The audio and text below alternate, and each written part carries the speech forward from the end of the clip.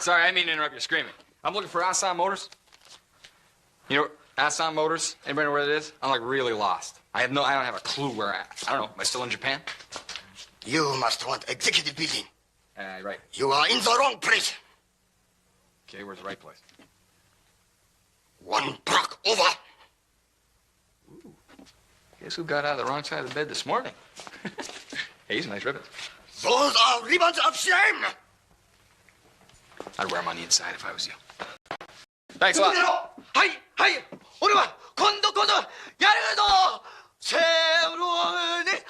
Jimmy, you got a little spit right here. Just got a little something in the corner of your mouth right there. Get the other. It's on the. There's. Thanks a lot.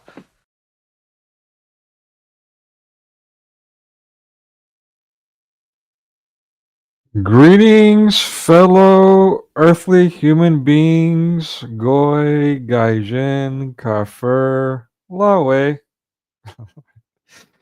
and Lily of Brazil. Hello, Lily. How are you doing? God bless. Let me give you the link to come on up. I appreciate you being here. Yeah, so today we're just going to do a pretty much per request revisiting what I was doing yesterday. I unfortunately had some tech issues, so yeah, botched things up a bit there because of it. I had about an hour that nobody could hear me speaking, so I'm going to potentially review that, but I'll do that after we do the watch party.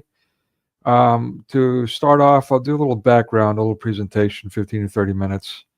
And since Lily's here, maybe even, well, let's see what she has to say to share with us there. She's quite the intriguing young lady. Okay, so I do have a presentation. You guys, let me show this again so you can better see this. You might be familiar with these images. These are from just over a year ago, October of 2023. This was the invasion of Israel by Palestine. Some footage went viral, especially in these circles. Some of these victims became quite famous. And since then, somehow the media spin has been to, support Islam, the victims, and all that. So this falls into the discussion of BRICS because just recently, a lot of Arab nations were also inducted into the organization. And we'll go over that again briefly today. What is BRICS and so on. But I want to do some other things. I want to get into a presentation first. Lily, the link to join is in the chat.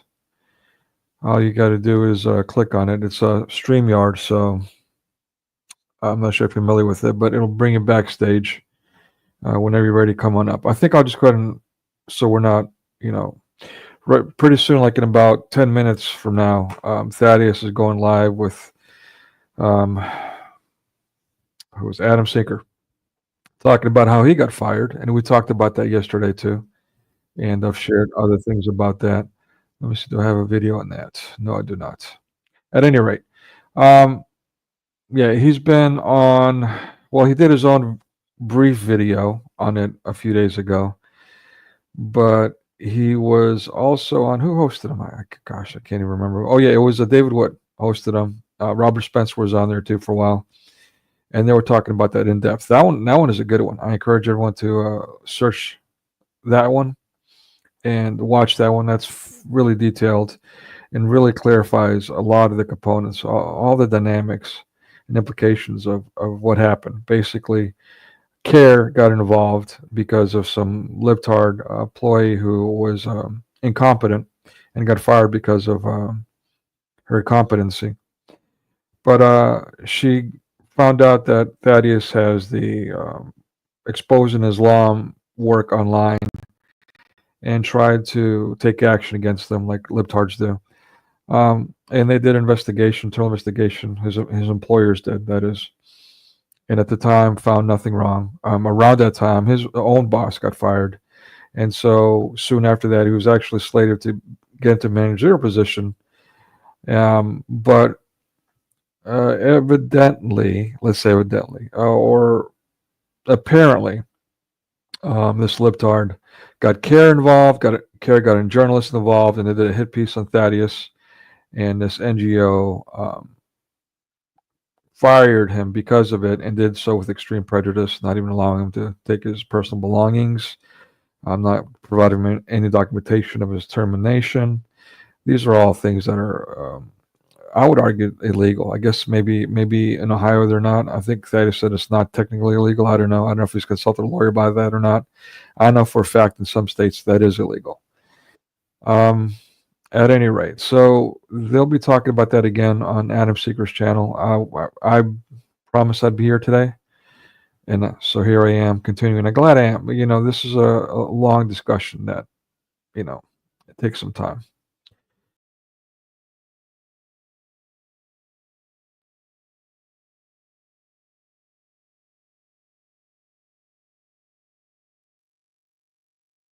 Oh, here I am. Hi, Lily. How you doing? Welcome. Can you hear me? Peace be with you. Peace Hello, be can with you you. hear me? I don't think I Yes. can hear you for some reason. Uh-oh. Give me a minute. Okay. Um, okay. Yeah, but I can see on my end that I'm actually coming through. It's showing the little graphic.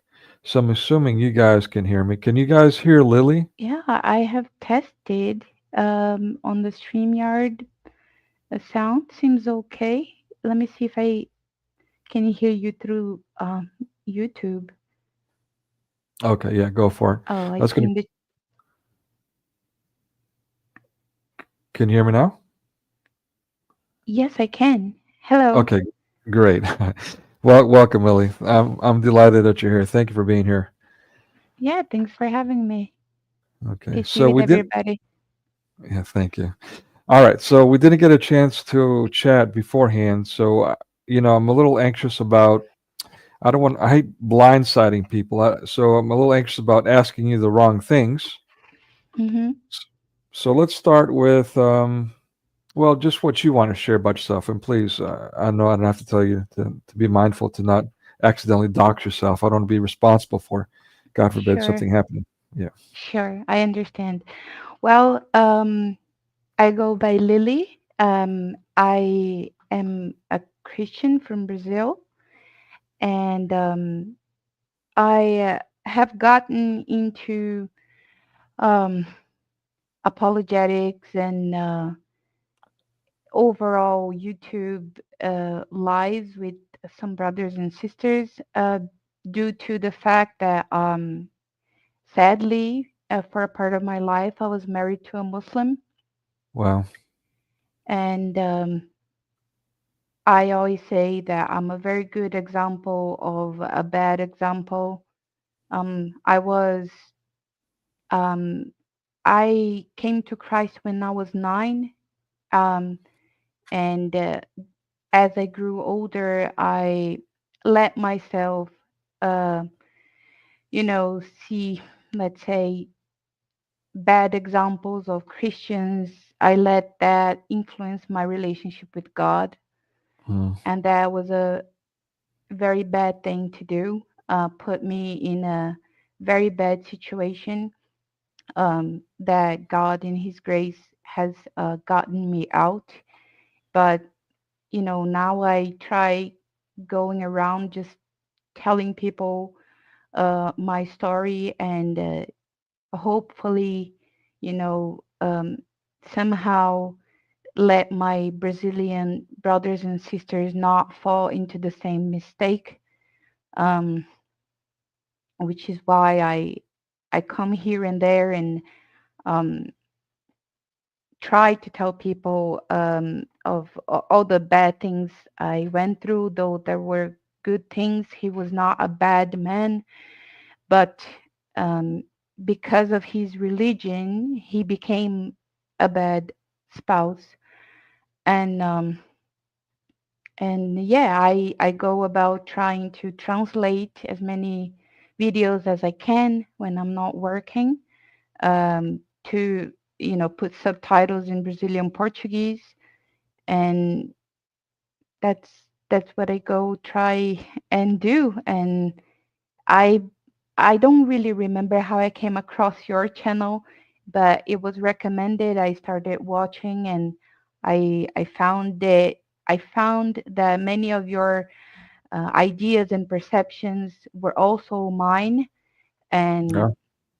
it tells me that we're not, we may think that we're alone, but we're not, and we're Mm. not insane, we're not mentally ill.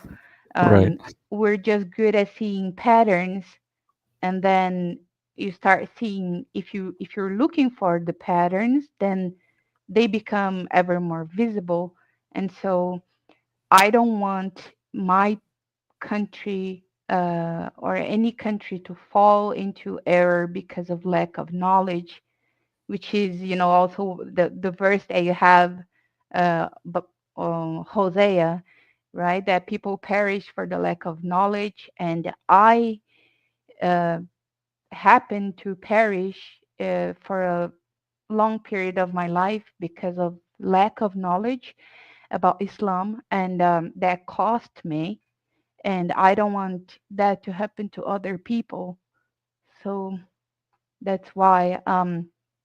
Feel free to ask any questions. If I feel I should not answer, I'll just politely say so.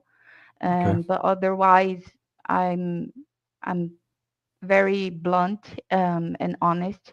I'm a physician in Brazil, so that's also something that is somewhat important when it comes to um, some debates I can have with Muslims and any other person who advocates for child marriage.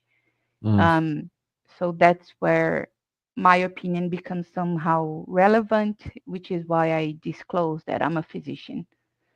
Okay. Great.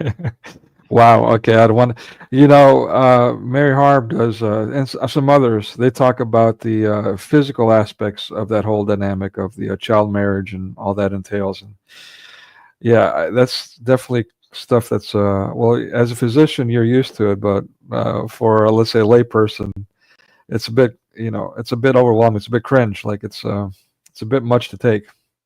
Yeah, I will do everything I can, and God allows me to prevent children from getting in harm's way. And it's what I pray about every single day. It moves me greatly, and that's why I could just live my life and not deal with the threats and dangers that come with um, coming on anyone's live stream and talking about yourself. I do not want fame, and I certainly don't want fortune. I Mhm. just, I just do it because I feel it's my obligation, and that I can uh, let people know that, my bad decisions led me to a lot of suffering, and I don't want that to happen to anybody else. And I believe God will protect me, um, as long as He wills. If my life is supposed to be seized by somebody who wishes me harm because of the things I say, then so be it. But yeah, I don't want uh, all these girls and boys just lost, um, just looking for something, looking for the truth, and I don't want them to be caught um, by anything. I want Christ to be known. I want them to know that Christ loves them and He is the truth. And if you really seek, if you're really out there searching for the truth with an honest heart, and if that's your prayer, then God will find you, no matter where you are, no matter what your situation is. Um, Same way He did for me. He cares and loves everybody out there who's listening to me. Well said. Yeah, thank you for that. All that's really powerful, and I appreciate it. And as at a younger age, as an adolescent, teenager, I wanted to be a doctor myself. Well, that's what my father wanted, so that's what I wanted. And I volunteered at that age at a hospital, and because at that age I looked much older than what I was, they accidentally put me in with back then we called them orderlies. So yeah, basically the volunteers that help the nurses or nurses assistants, what they call it these days, and they put me in the intensive care unit as a teenager, and yeah, it was quite an intense experience. Becoming fond of older people that were on their way out at the hospice. I mean, it was intensive care, it was also hospice. Um, it was difficult. Also, the reason they realized that I was not old enough was an incident where someone was being taken off of their the machine, they called it. Basically, Mm, she was yeah, right. So, and they'd asked me to do some kind of go get the elevator or something to that effect. I was fumbling around, I was panicking, and they saw that there was some kind of issue, and they started inquiring who I was. You know. Meanwhile, anyway, so that was the end of it. I mean, long story short, I'm kind of dragging out the story, but um, I learned through that experience. One, it takes a special person to be able to handle that environment, because it's not just the icky stuff, but it's also the emotional trauma that you deal with on a regular basis. That's quite yeah, difficult. Yeah. yeah, it is. It is. And I work, I'm like on duty and on emergency rooms. And so I deal with death and tragedy every single day, every single time I go to work. And I try to, not only just be a physician of the body, and though I am nobody, but God is gracious and He puts me with people that are willing to hear, and I speak to their families, and I talk about Christ, I talk about the gospel, I talk about redemption, God's love and forgiveness, and I try to you know make the best out of every situation presented to me. I'm working, and in my mind I'm praying constantly, because it's a big responsibility, not just their bodies, but I believe that God places these people under my care, my attention, so that they hear the same thing I heard, and that saved my life and my soul. And that's what I try uh, getting across. And it's not easy, but I've always wanted to be a physician, even though being in Brazil, if you're born in a poor family, which I was, in the so-called favelas, which is just the Brazilian word for slums. You're constantly around bad things, people being shot and killed, prostitution, drugs, all sorts of bad things, and life is hard if you're honest, if you want to make an honest living. But you know, I always felt like I was supposed to be a physician, and that baffled my parents because my mom didn't even go to school. My father was also humble. We didn't have possessions or anything, and being in a public school in Brazil in a bad neighborhood basically means it's next to impossible for you to um, get a better life, even if you work yourself out. Honestly, it's next to impossible, and I just felt like it was something that I couldn't explain. It's a vocation, really. I don't have any relatives. I don't have any Yeah. lawyer relatives. I don't have anybody who's anything. But I went through my first college in letters, linguistics, because my dad told me I was going to need English and he wouldn't be able to um, pay for a private school. And as most people can see, Brazilians are not really fluent in English, most of them, um, because that's costly in Brazil. Most people cannot afford to learn. So I set out to learn it by myself, um, and uh, and so I got into teaching English. That's what I did for good 9 years of my life. Um, and then I saved money to try and uh, get into med school, which is possible, or but you can get into federal funded universities, but it's just that only people who are wealthy get in. So it sort of perpetuates um, uh, phys- uh, most physicians I come across are well off. They didn't need to be physicians, but they do it for the money, for the prestige, and for the family's tradition.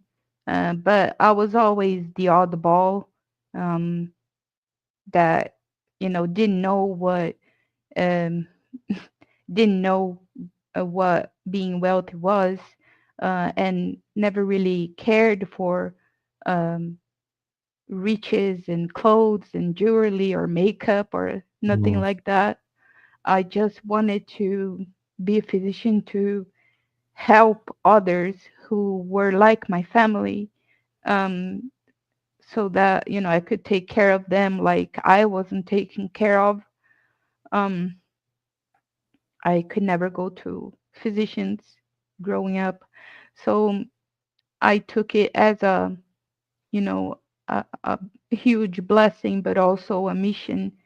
The mere fact that I was able to get in, coming from basically self schooling, is all glory to God, because I know many people also try and don't get in.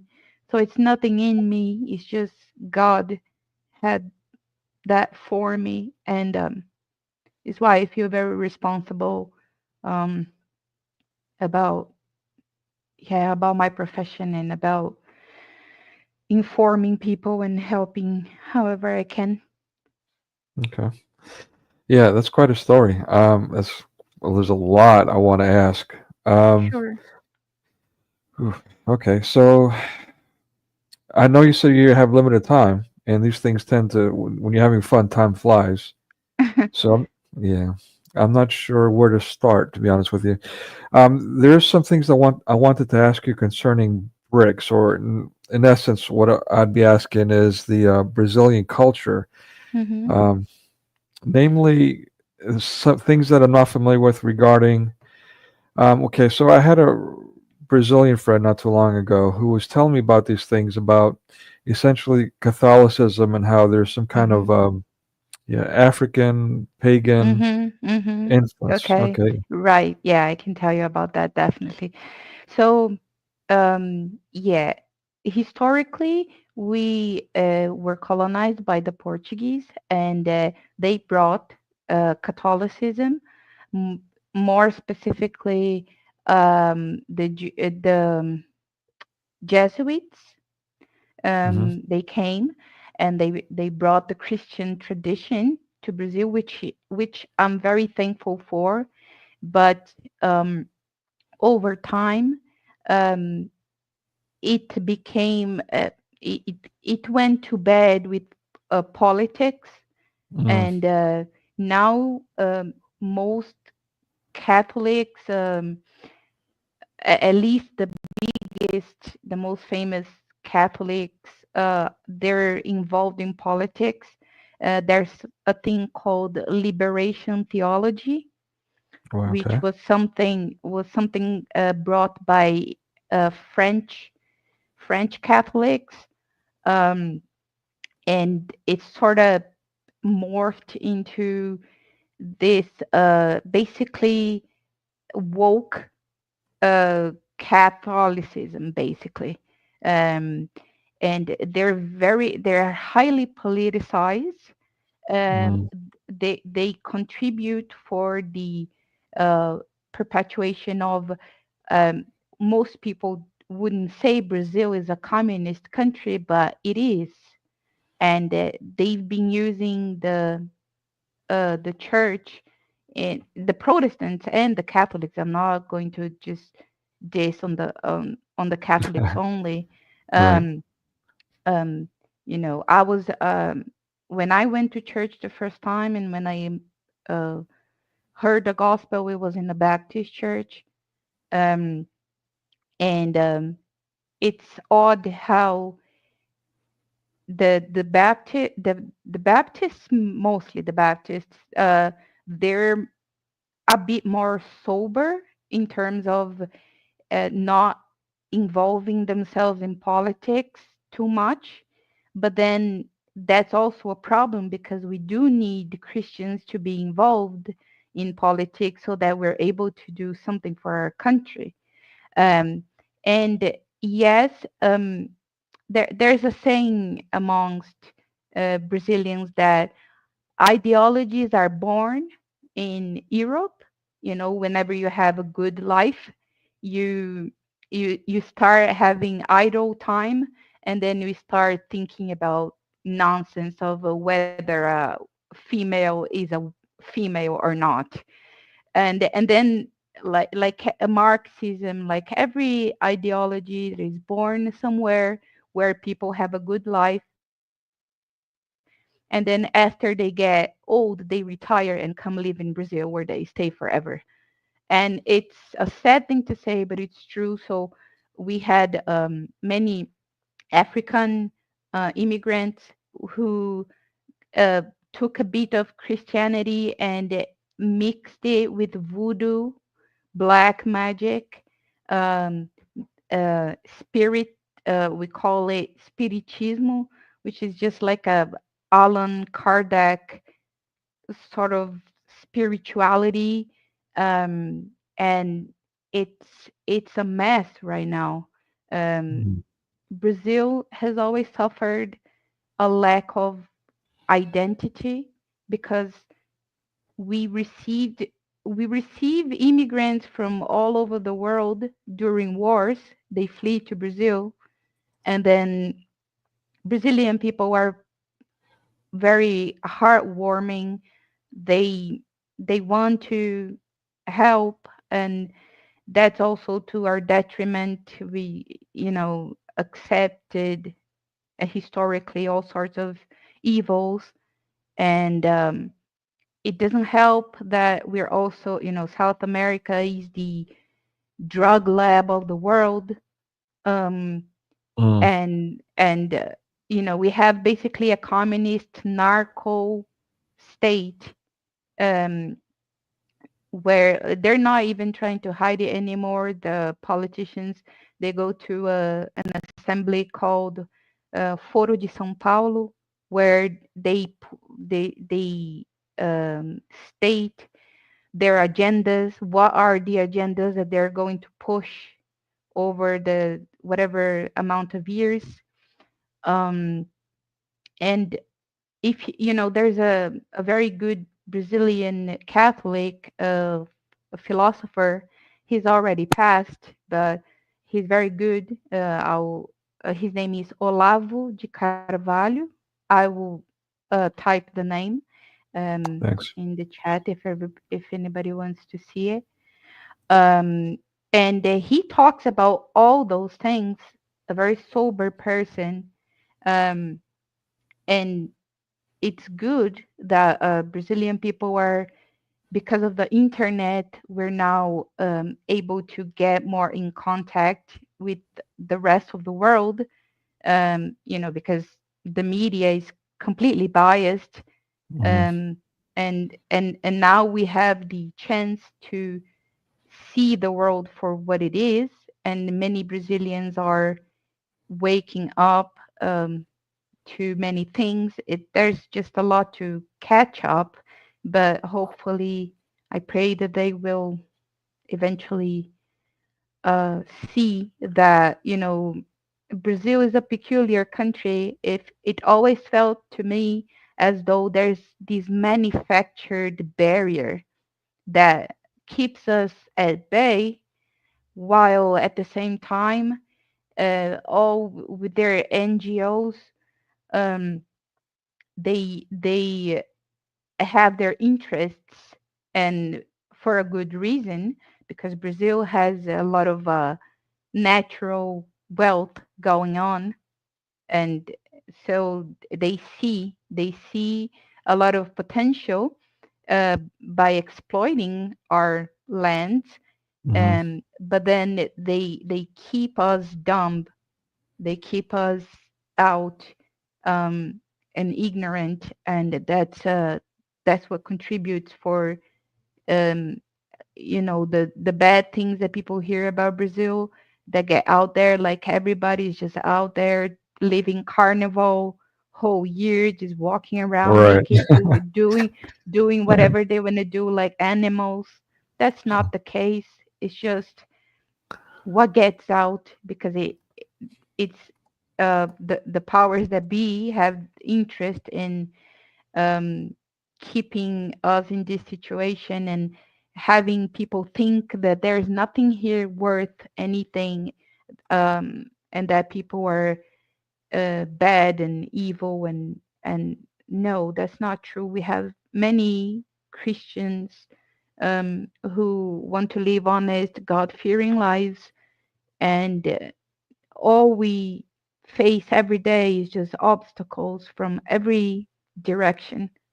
And Hmm. I'm not trying to say, we're only victims, because um, if you check the trust index, um, mutual trust, Brazilian people don't trust anybody. Um, it's very difficult. There's a lot of people out there who want to harm, and they're evil too. Um, so it's not like we're victims only. But it in critical areas, it is a critical thing. They give us guns, they give us money for the drugs, and then they ask why are there favelas in Rio? Why are there favelas everywhere? Um, how come guns are illegal in Brazil, and yet we're the number one or two in death by gun wounds in the world? Wow, that's a great question, and it's Right. a yeah. This is a really hot topic in the United States, where the big issue is gun control and trying to disarm U.S. citizens. Abroad, you always hear people complaining that Americans have guns and they're always killing each other. But it's No, quite, yeah. nah, that's not the case. Um, we the first thing the communist regimes, the first thing they'll do is disarm the population. Yeah. That's like a pattern that's quite obvious, and that's what they did in Brazil. It was around I'd say the 70s, um, is where they pushed this agenda and managed to disarm the population, uh, which is also around the time where these Catholic liberation theology became a huge thing as well. Um, so it's just, Brazilian is, for all intents and purposes, about 85% people will say that they're Christian. So, there's things that feel as though um, are pushed, and Brazilians feel that they know that is why they're they have issues trusting anything. They don't trust the government. They don't trust politicians. They don't trust each other. And Mm. it's sad because it's clearly, now that we can better see the world, we can see that the powers that be, they push certain things, and then why. Another good question: why was um, a Rockefeller in Brazil as a missionary? That's a good question. Yeah. And I go, it's funny, a lot of the things that I talk about regarding Greece sounds exactly what you just described. In a state Basically, of ignorance. mhm. Yeah. Sorry, I lost you for a minute. No, It might be on my end. It might be the connectivity. It might be that the audience is hearing you fine and I'm just talking over you. My apologies. no, But it's I have it okay. back. Go on. Yeah, well, okay. So, yeah, all right. Since I interjected, basically, yeah, what you've described to this point speaks to a lot. And in fact, Barack Hussein Obama, um, again, he's Muslim fathers, arguably, whatever. There's a lot of controversy behind that for some reason. Um, but yes, at the same time that he was pushing fracking for shale in Greece, which was prohibited or not allowed in the United States because of the damage it does to the ecosystem, he was also exploiting oil resources in Brazil. This is Barack Hussein Obama again. And this is in our lifetime. So, you know, it's just these things are very real. This colonialism and its implications and all that. Sure, you can argue when you bring Christianity into that discussion. Sure, you can argue now there's some good that came out of it, but short of that, suddenly it's just pure exploitation and divisiveness, and it's just not good. Yeah, it's um, the worst, the most dangerous lie is the one that is 99% true. So using Christianity Nice. to push Yeah. people into obedience, into meekness, into good faith and goodwill, and all those things, just so that they can abuse us, is Right. really evil. And I don't want to be in those shoes when reckoning comes, um, because there's people in Brazil, uh, they have this receptiveness, and that's why the Portuguese prince himself was the one leading Brazil's independence in spite of the Portuguese crown, because he fell in love with people here. And Mm, people um, may see that as a weakness, and I think it has been used against us for sure. But at the same time, we're so resilient. We endure all things, mm, and come out the other side. just out of sheer hard working and faith. But that there comes a point where it's not about IQ anymore. It's just about looking at the world and seeing patterns. I came out of nowhere. My mother isn't learned, my father isn't learned, but they're very much awake. They can see things. Hmm. They can see things being pushed, manufactured, um, and made out to be. Um, and because they're loud, people have this idea that it's the only truth out there, but it's not. Um, these way of life that's being shown in the West, where everybody has lost their minds, it's it's not the case everywhere. Um, Certainly, there's a couple generations of Brazilian people involved into many many bad things, and I weep for them. I pray for them. Um, I want them to realize that we have got everything we need in our country. We Hmm. just need to um, educate ourselves, because the government is not going to help us. No other country is going to come and help us. That much is clear. Hmm. So we just need to do it ourselves. And I want to believe that God is going to work something in Brazil in the near future. Um, I do believe that you know uh, I want Orthodox Christianity also to reach Brazil, not not not the political um, Good luck with that. infiltration thing. Yeah, Right. well, wow. Um, I just I believe that people can, and I pray that they will educate themselves and be aware of all the traps laid out. Yeah. It is still possible to find the truth in this labyrinth. It's a labyrinth of mirrors, basically. But, Mm. you know, if we trust God is going to guide us, um, will we will persevere, or so I pray. Yeah, I like that.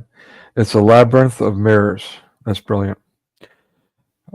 Yeah, because that just I like that because I mean, especially as a Christian from a Christian perspective, that yeah, I mean, it says a lot. It says a lot about the introspection and how there's manipulation. There's there's an appeal to things that you're passionate about to manipulate you.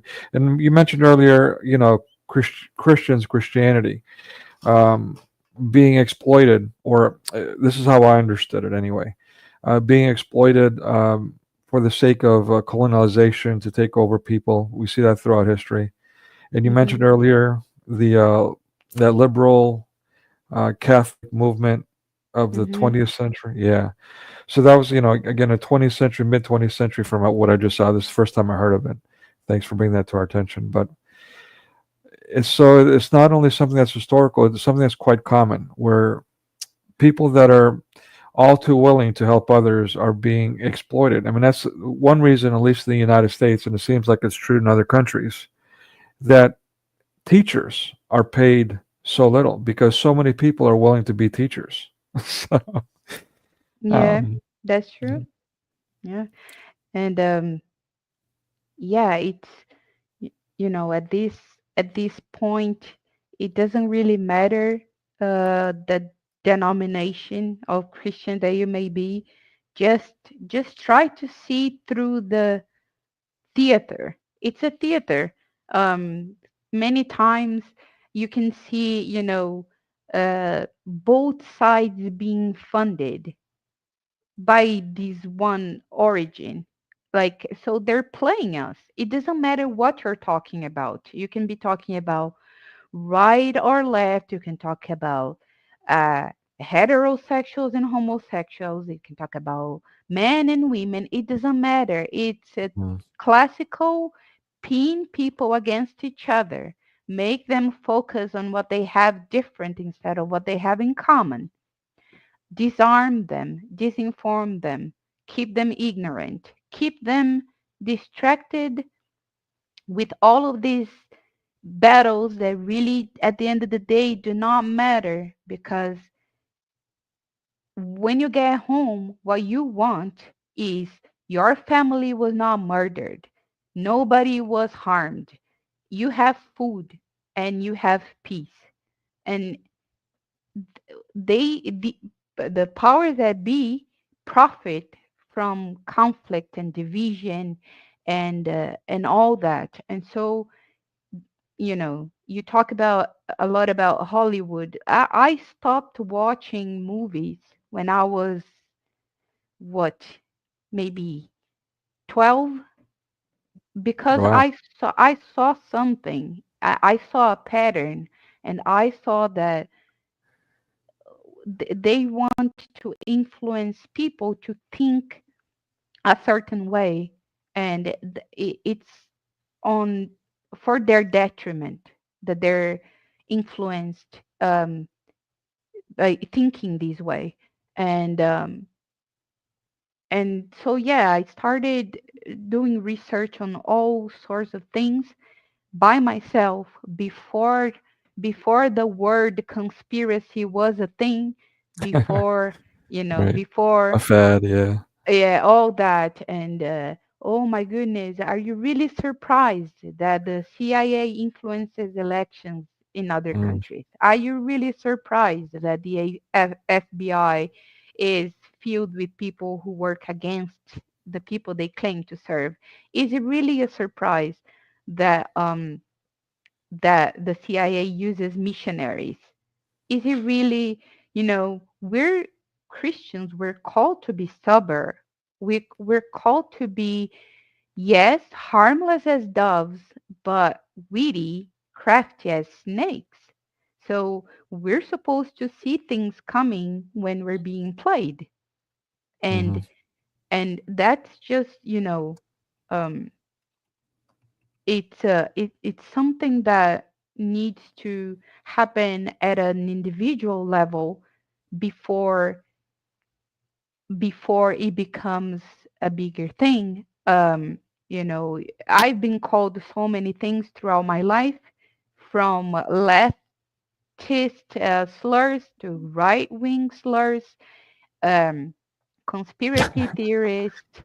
You're just insane. You're Right. crazy, and all that. It doesn't matter. For me, that's something. I guess as a Brazilian, we don't really care anymore what people call us, Mm. um, and Wow. rightfully so. Yeah. Wow, that's a pretty intense statement. Wow.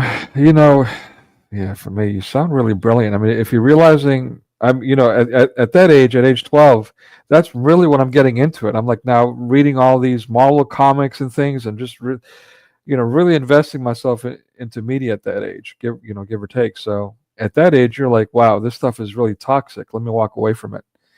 You sound a little of this other Brazilian friend that I had who's actually was extremely liberal himself, unfortunately, but just kind of self-made, just really interested in the truth, and like you said, just did your own research and found things out. Right. So, yeah, I'm sorry. I wanted to say that for everybody listening, it doesn't, like, stop clinging to your ego, and Amen. stop defending things before you evaluate whether that thing is true. So I'm not saying give mind to every lunacy out there, but I'm saying, if your heart is set on pursuing truth, then it's only inevitable that you will be wrong many times, and you will be you will have to find yourself in a state of in a scary state, which is when you question yourself, um, is is what I believe true at all? Is is this true? Is that true? And our instinct, because we have this innate um,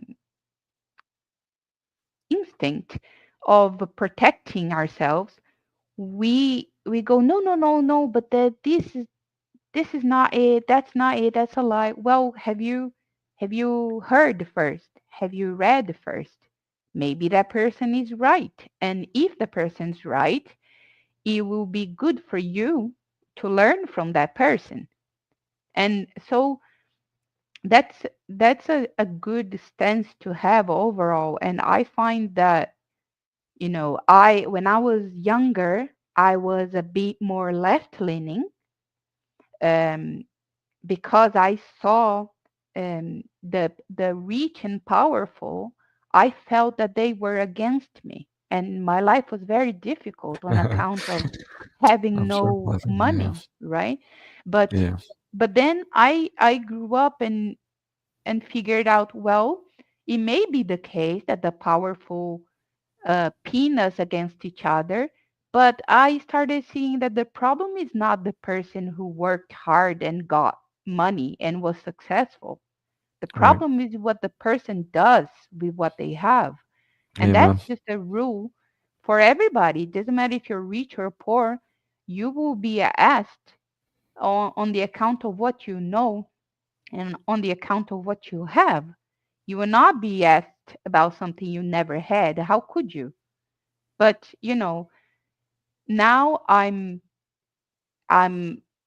I would say I'm much more conservative, but it doesn't mean that I ascribe to these uh, famous right wingers out there either, because I feel that at some point they get swallowed by whatever you call the system, right? Whatever you can call it different things at different times, but it's just this one thing that when you get so big, you start to get engulfed in it. And so, be mindful that if I'll give an example. If you, like me, started watching, let's say, Jordan Peterson 10 years ago when he was not famous, I found, wow, this is really good stuff, good advice. Um, oh yeah, I'll address that question. Is money the root of all evil? Um, but put it bluntly, I don't think the money is the root of all evil, but the love of money is the Thank you. root Yeah, of all the evil. Yeah. yeah. I should have waited to put that out. You were saying about Jordan Yeah. Peterson. Yeah, but yeah, So yeah, I started, and then he became huge. And when he became huge, I saw, okay, from now on, I need to pay more attention to what he'll say. And I'm not saying, so far I found his sound, but I'm always with the foot back, you know. Don't take people as to trust them so blindly that what if they get played? Don't get played along. Just, if the person's saying something that sounds like true, and you do some research, you find out, use trustworthy sources. Don't trust everything you see, but then do it for yourself. And if you see that that's true, okay, then that part is true. Doesn't mean that everything, the mm. person says is true. People make other people gurus so easily, you know? especially yeah, especially these days with the age of the internet. Like everyone's an expert these days. Right. And we're all in this together. Like, if it happened, and I don't want that to happen. I truly don't. But if it was the case that I became famous or big or whatever, I would tell people, like, don't listen to everything I say then, because that's dangerous. Um, And that's just a very good rule to go by. Um, trust God, trust Christ, and live out the life that you're um, called to live. Read, do your due diligence. Mm. The things are not going to come from you. All the answers are not going to come from you on a silver platter. You're going to have to work for it and find your way on the in this uh, labyrinth of mirrors. Yeah, that you liked. Um, Yeah. you're going to have to look at yourself and see whether you're letting yourself be fooled, you're being lazy, you're not doing what you should do to see the truth. And that's it. If people just stop making idols, stop believing everything you see, Mm. but keep your mind open, because people are out there to fool you, to use you, to get something out of you. And your duty is to be sober minded, to be realistic, and to be helpful without being a fool. Because, yes, we're supposed to be meek, but we're also supposed to see through God's kingdom in this earth. We're going to have to fight.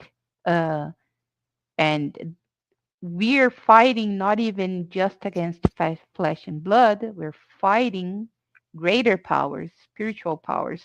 And I don't see a way around if not by personal, honest, diligence, pursuit. It's how I got across in life. It's how I live every day, how I try to. And yeah, that's it. I'm sorry, that was a mouthful. No, no, this is all good stuff. I greatly appreciate it. Appreciate your time. Um, and you're just being so open and candid. I mean, God bless you for that. So let me just go back to this real quick. But before I do that, this was actually a Freudian slip, a type of, but I think it's a Freudian slip. So, but let me go ahead and go to what we said earlier, what you've been talking about, and it's something that actually came up again. Last night I was watching Shadow Jackson in the group, and they brought this up too, in this issue, and actually called me out because I was poking fun. They were making a differentiation that we've been conditioned through media to believe that money is the root of all evil, and that's false. Even if you're a Christian, this is false. It's let me premise that because I know some of you are like getting alarmed right now and probably thinking about the parable where he talks about uh, it being easy to get the camel through the doorway or get the I forgot the English translation of that now. To get the camel through the eye of the needle. I don't know That how. needle. Thank you. Yeah, there Yeah. we go. Than for a rich person to enter the kingdom of heaven. But that's not because of the money itself, but because people think that money is this inert thing. They don't see money as a danger ever. They don't see fame as a danger ever. And Mm, that's just a perpetual trap.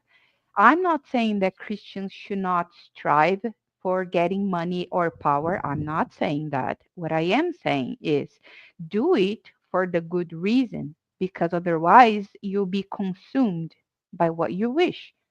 And um and it's you know something important. People are out there struggling for money for food. I get that. I've been there. But I never found myself wanting money to buy cool, neat stuff. And yeah. it's nice. It's not evil if you can afford something and you buy it and you give to somebody or you keep it to yourself. It's good. It's nice. But that can't be the end in itself, or Mm, it's a void. It's a void goal. You find that, now I can make decent money, but I'm still the same person. I'm I'm wary of money. I choose very carefully what I do with it. But I personally, there's people in Brazil, they do these. There's this national bet thing that people put money in a pool, and they go, if we get it, then we're all gonna get each 1 million and this and that. Mm. And they always ask, each other, and they ask me, do you want to participate? I say no. No, I don't want to. um and they get confounded by that. They don't understand why. And I say, well, if I'm meant to receive a huge amount of money, this is going to be a huge trial. It's not, I don't see it as something easy. I see it as a very potentially dangerous, difficult thing. But we're supposed to be able to handle this as well. So just, you know, try to keep a balance between what you want and why you want it, and what you're going to do with it once you have it, if God grants you that. Um, I find that for Job, the trial was everything taken from him. But to many people, it may be granting them what they wish and see what they do with it. And I think that's as equally important, and not many people talk about it. If I get someday money and power, it would be a huge test, and it would be very difficult. And I would do the best I can, as I do right now, but it's tough. It's something to be mindful of. Christians should work hard, and should strive to have a family and the sustenance and a good life. But we can see it that if we're passive, if we don't get ourselves engaged in the real battles, Mhm. then you may have a good life, but what about your offspring? What about your brothers and sisters? What are you doing for them in the future with Well what you said. have right now? Yeah. Very well said. Yeah, no, that's brilliant. When it comes to that, to be honest, I've got a lot of regrets. A lot of regrets. I went through life always thinking I had more time, and then time seems to have run out. So, Yeah. um, Mine as yeah, well, brother. Mine as well. I'm you too, huh? I'm getting old. Yeah. Yeah, time flies. Yeah. Um, so, yeah, yeah. I mean, I couldn't agree with you more. Like, again, that just to restate what you're saying. Yeah, basically, it's just that. It's not the money that's the evil. Like, it's it's the love of that gets you lost. That puts you, as you said, in that labyrinth of mirrors.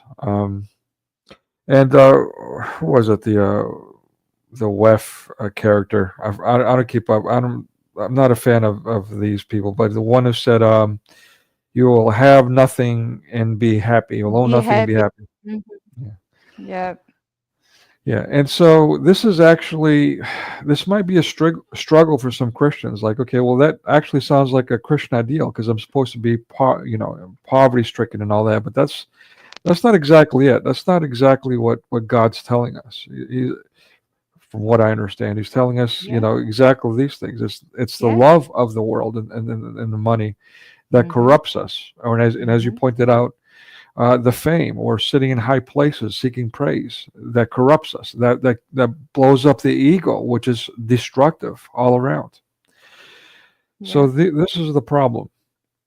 But now let me take it to this other thing, this Mm-hmm. Freudian slip. When I was trying to type, "Is money the root of all evil?" and rather, and again, this is a mass media message that's got us conditioned to think that. Um, I accidentally wrote, "Is love the root of all evil?" So, Oh, uh, I didn't even really. yeah. No, I see So, it in the chat. Is money the root of all evil? yeah, I deleted it because that was an Oh. error. Yeah, but in Hmm. yeah.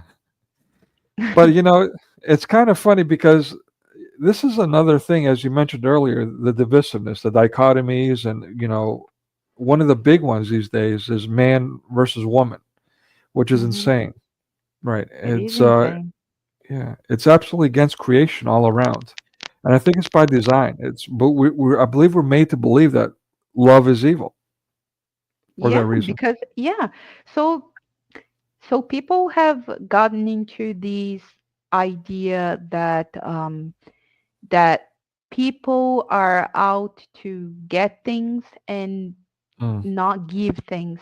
And I mean, if you look at big media outlets, whatever outlet, you see a bunch of people who act that out.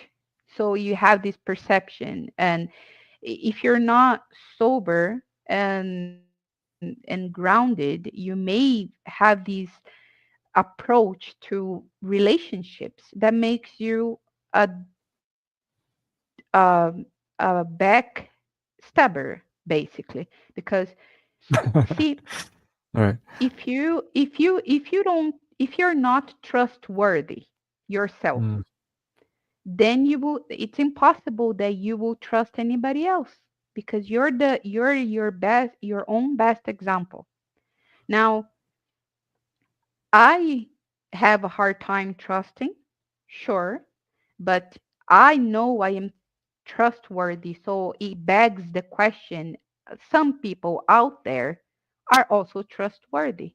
Now, if you approach any relationship, so a man and a woman, right? And as God intended, um, and you don't see yourselves as complementary. If a woman Mm. thinks that the man is just supposed to give, give, give, and the man thinks that he's just supposed to take, take, take, and then it becomes this toxic thing where not males and not females are happy. And so what I saw is this thing breeding a lot of females who who now just want to find, they're delusional. They want a man who makes $1 billion a year.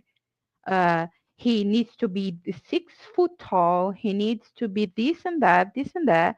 All right, what are you bringing to the table, my friend? Are you bringing a chaste, God fearing, hard working, faithful woman to the table? Um, and likewise, the man, Hmm. he's okay. You're looking for a very beautiful woman that does everything you want. Okay, but are you doing are you loving her in a sacrificial way like Christ did the church? Are you leading her towards being a better person? Are you faithful? Are you a good provider, a good planner? Are you a good protector? Um, and so I think people care so much about what they want to find in the other person that they forget to work on themselves. How are you Mm. going to want a good woman to stay with you if you're not a good man? That's insane. And Mhm. likewise, if you're not a good woman, how do you expect a really good man to stay with you? Why should he? So, to, you know, the more people forget Christ, the more they fall into those traps that society lays for them. And honestly, I have friends who, to whom I said about over 10 years ago, 15 years ago maybe, that at some point in our lifetime we would see PDF philia being pushed. And I Mhm. even said, I said, this is going to be pushed uh, by some religious caveat, or it's going to be pushed by the alphabet people.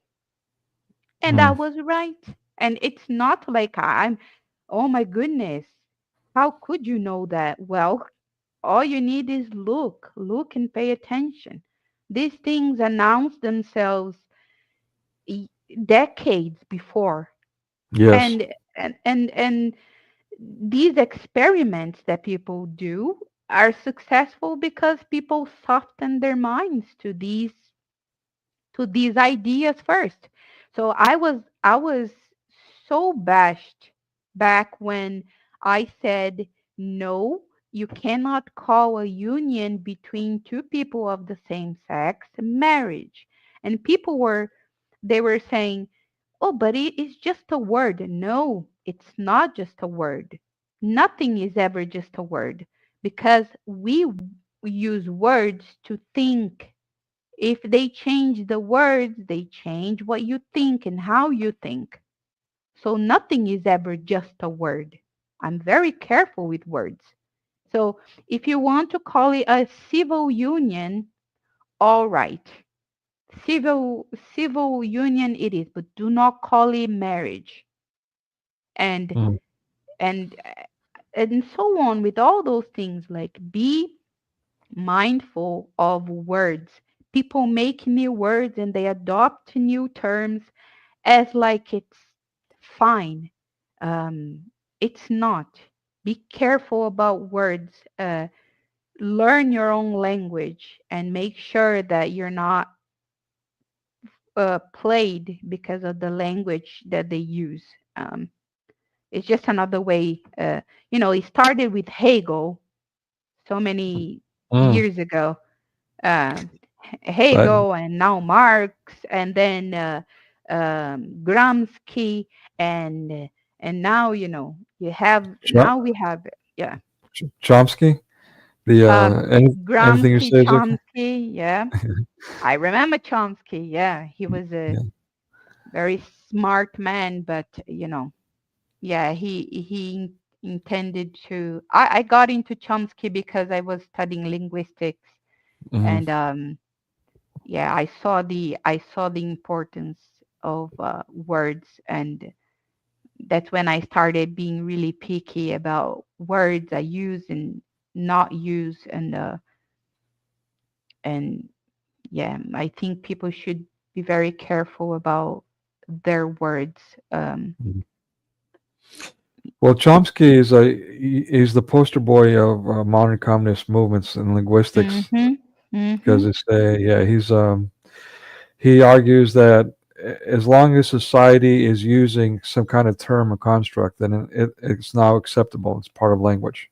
Right. Yep. He made a type of like a formula for the linguistic phenomena. He tried, you know, that's that's so silly to me how people think that you can put everything under a microscope, um, and you know let's explain everything away till there's nothing left. um, and he was a big proponent of he had a documentary, I think, called Requiem for the American Dream, where Yes. he was So, basically pushing for socialism, communism. Yeah, and that's yeah, available online, I believe. I got a copy myself, so check that yeah, out. It's yeah, an eye opener. yeah. I have a I wanted to. I don't want to forget. I'm gonna write down. There's a documentary about these liberation theology thing in Brazil. Mm. That has English subtitles. So, and it's done by a Brazilian Catholic. It's very good, very informing. I'm just Yeah. writing it down so I send you later. You can Thank check you. that out. Yeah. While you're doing that, let me play my little toy here, my little meme. What? What? What? Um, yeah, just it's all about communications, really. I mean, without it, what are we without communication? So we're completely dependent on communication. It's almost like oxygen for us, Yep. but somehow it's just like oxygen, completely overlooked. Yeah.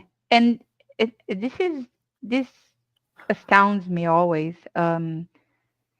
People think that, the person's just being difficult and petty and Right. trying to use fancy words. No, it's not. I can talk street talk and say the same things. It's just people being lazy, people not wanting to see the truth, not wanting Mm, to research. They want everything to be spoon fed, and it's not going to happen. mm, I'm not gonna have all the answers. Neither will you. Neither will mm. anybody.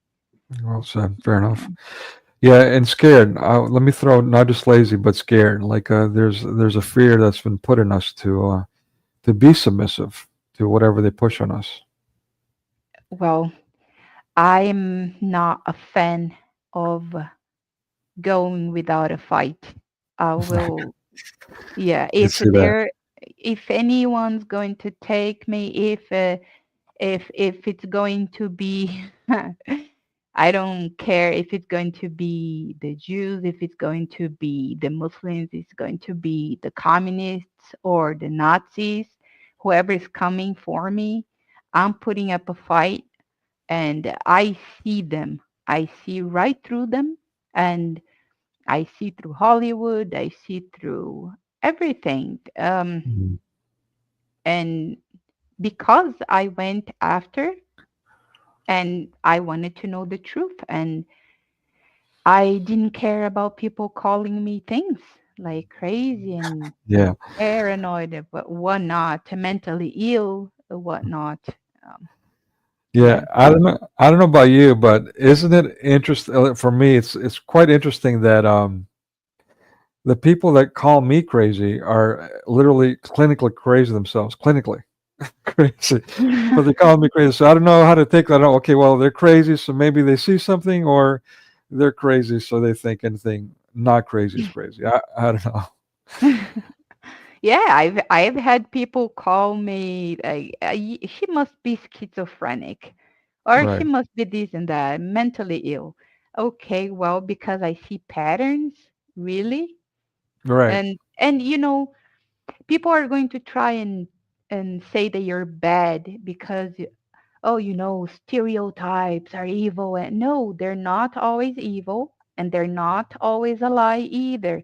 They're a stereotype for a reason, and you know um we have those things. They're supposed to work for us. Now let's say, for example, we can sit here and talk about I'll say the Christians, so the lie is not taken down. Okay, we're gonna talk You say about don't them. don't set yourself. Please don't. Not for my Okay, sake. Go all for right. it. So, we're going to talk, okay, let's talk about the communists or the Jews or the Muslims, whatever, you name it. Um, and then there's one way of seeing the stereotype and the general truths about any particular thing or group. And then there's when you deal with individuals. I will never act out uh, in a hostile manner against, let's say, a person from Portugal because of Mm, whatever notion I have about them.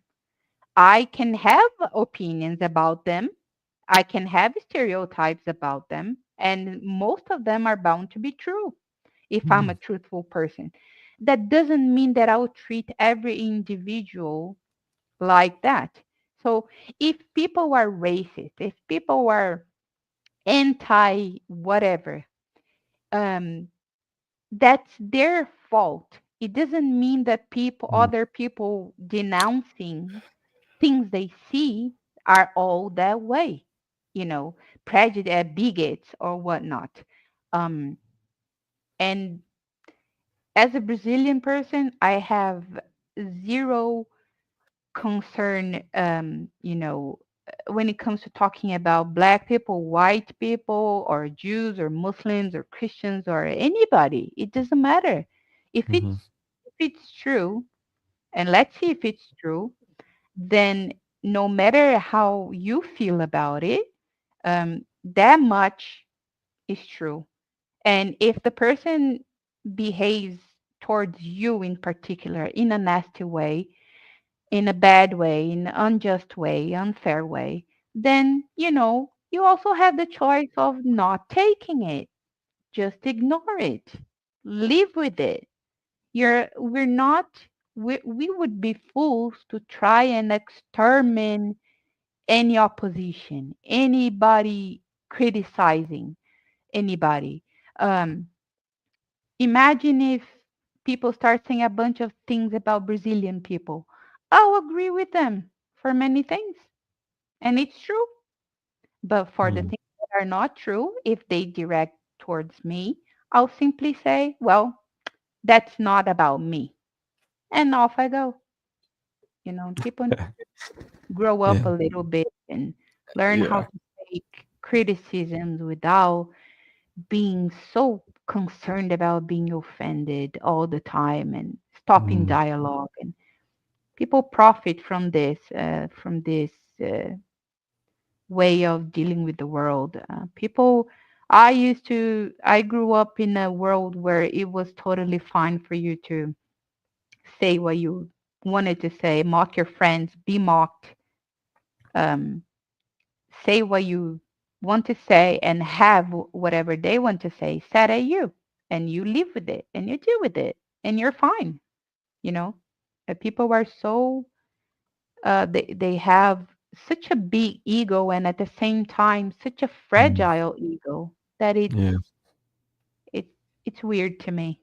I don't That's quite understand it. that's another great point, and yet another allusion to your analogy of labyrinth of mirrors. Yeah, just a big fragile ego. That's great.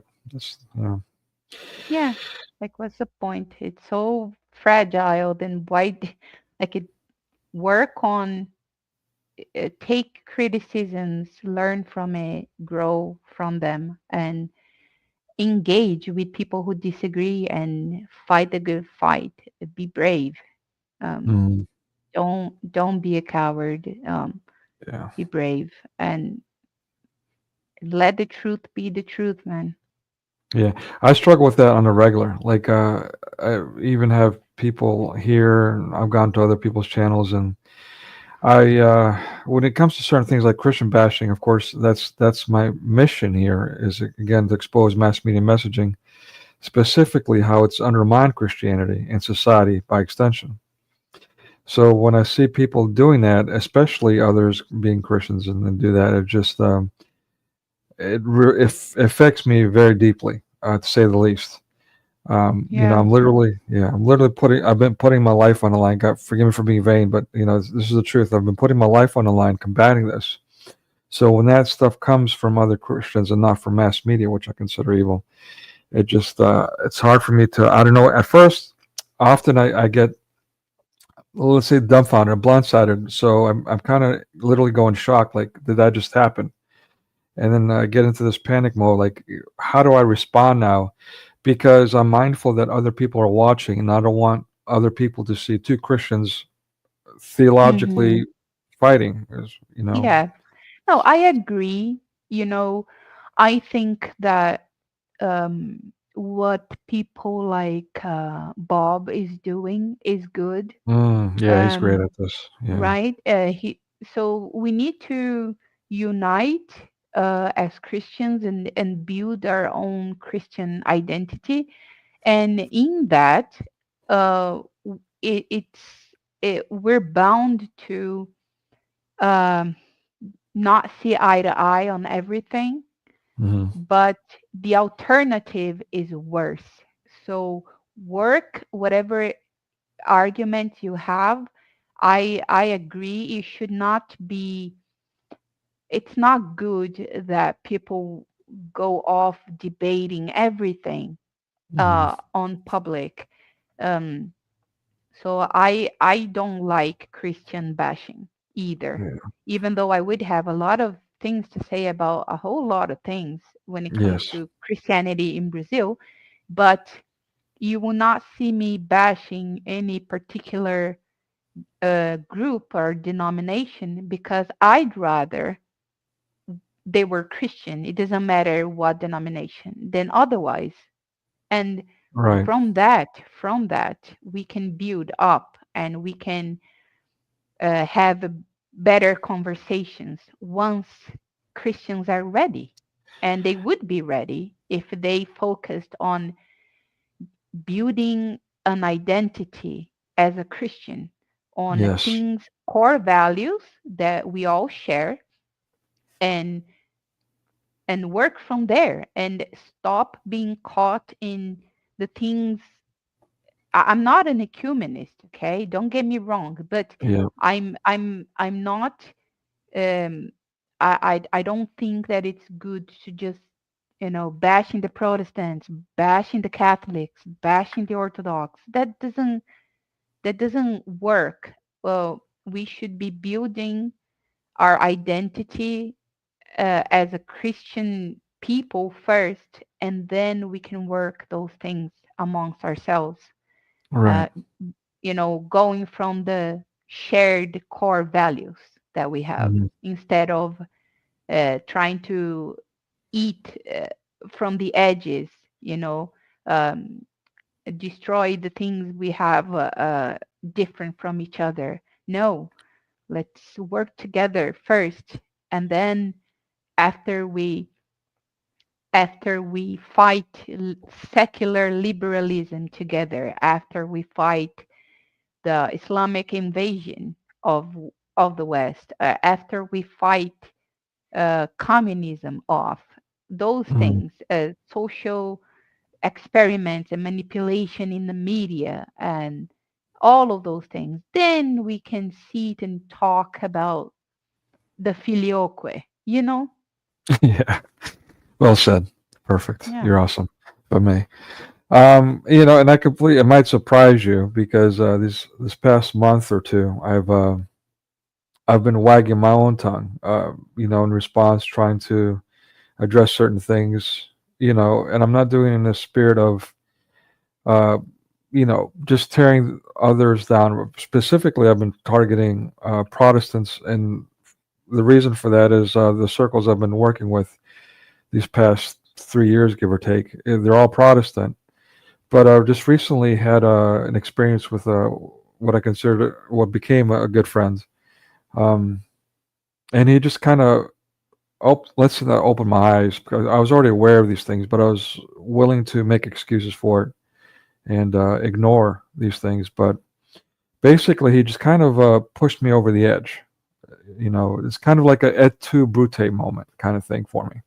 Mm. And at that point, I had enough. I don't want to say snapped. That's not a right word. I'm like, but yeah, in some cases, when I've got on here, I've gotten these monologues, and yeah, I did sound a bit inappropriate, a bit extreme. So and it's been I don't know. Again, you can't see all the trees from the middle of the forest. I've asked people about this and they say they appreciate it, but I don't know what where they're coming from, why they say it's okay. But regardless, just like with these other things that when I'm combating racism and all that, in the process, I myself start sounding like a racist, and so on. So it's kind of like where you can't really you can't wrestle a pig and expect to not get dirty. Right, It's all right, right. right. But yeah, don't take that to heart, because I mean, take it, evaluate it, but if you know that it's not true, then don't take it to your heart.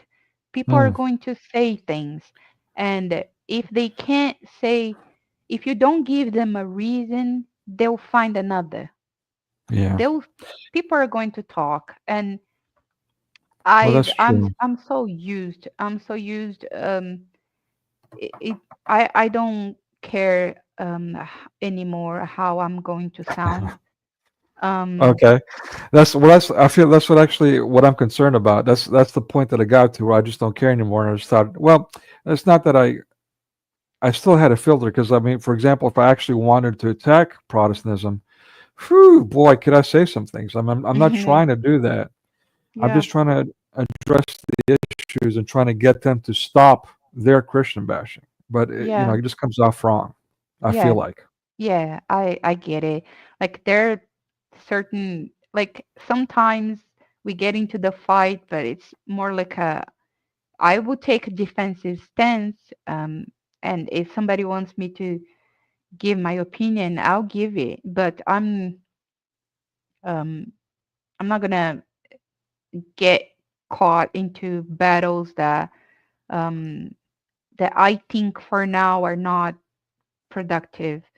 Mm, But if if somebody's doing what you're doing, you're putting ourselves out there, and I appreciate it, and I'll pray that you succeed in what you're trying to do. If your intentions, as I perceive, is to expose the things that you see, and right. much like I'm trying to do.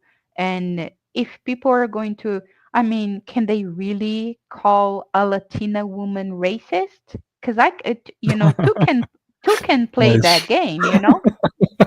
What are they gonna tell me? That That's epic. I'm Brazilian Latina woman, and I'm racist? Really? Because you know Love it. and that's just silly. I've been called white people bootlicker when I criticize black people. Like, what? I'm sorry, nobody in Brazil can say nothing about another Brazilian, because we're all mingled, we're all mixed in Brazil. i- um, we don't have the same as in most countries. People Mhm. here, um, you see Asians married to blacks, and blacks married to white Jews, and you have Jews married to, you know what I mean? We have Africans, we have people from Italy, from Portugal, from Spain. You name it, we have them. We have Chinese, we have Japanese. So, I mean, okay, if anybody can boast about diversity, I think Brazil would be a very good example. And yet, whenever I criticize any particular group, I'm called the other thing. So if I talk bad about the Nazis, I'm a communist. If I talk bad about the Jews, I'm an anti-Semite. If I talk bad about the blacks, I am a whitewasher. So at some point, it just doesn't matter anymore. You just want to call me names. So go Mm, ahead, call me whatever name you have, and whoever wants to listen listens. It doesn't matter anymore. I'm past these things. Um I mm, was never a political person in that sense, and the same way I'm talking, I tolerate people talking about me. And so that's all good. That's all yeah. fine, you know? Yeah, I mean, but the thing is, and it's not that I don't have feelings. I certainly do. I can be sensitive. I've been actually been called oversensitive. I don't know if that's true or not, but I've heard it more than once, so it must be. But it's not so much, they're hurting my feelings personally. It's just, again, I get on this thing like I got to save the world kind of deal. Like, and so my concern is, oh my God, thousands of people are hearing this and they're going to believe it, and so I've got to like combat it, and that's the reason. Which it's it's a bit vain. It's something that also I struggle with. Like, it's not on my shoulders to save the entire world. Yeah. Yeah. We're doing what we can, brother. I know I am. And yet I know that for one person defending me, there will be hundreds, thousands attacking me. So I get it. Nobody likes. It's not a pleasant feeling, um, and it's not an easy burden. Mm. Um, but it's it's part of a process. We're all connected, sharing our thoughts, and people will make of what we say what they will make. And so long as we're doing with the right intention, the right heart, and honesty and Yeah. love, I think that, I know that God will be just, and Mm. he sees us. He sees our heart, and you can't be held responsible for every single thing that people will do with what you say. Information is always dangerous. No information is innocuous, harmless. um, and that's the very reason why, let's say, Adam and Eve were not ready to eat from the fruit of knowledge. They were not ready Mm. yet. Wow. They, you know, it may be the case, yes, that, let's say, this information gets to a child.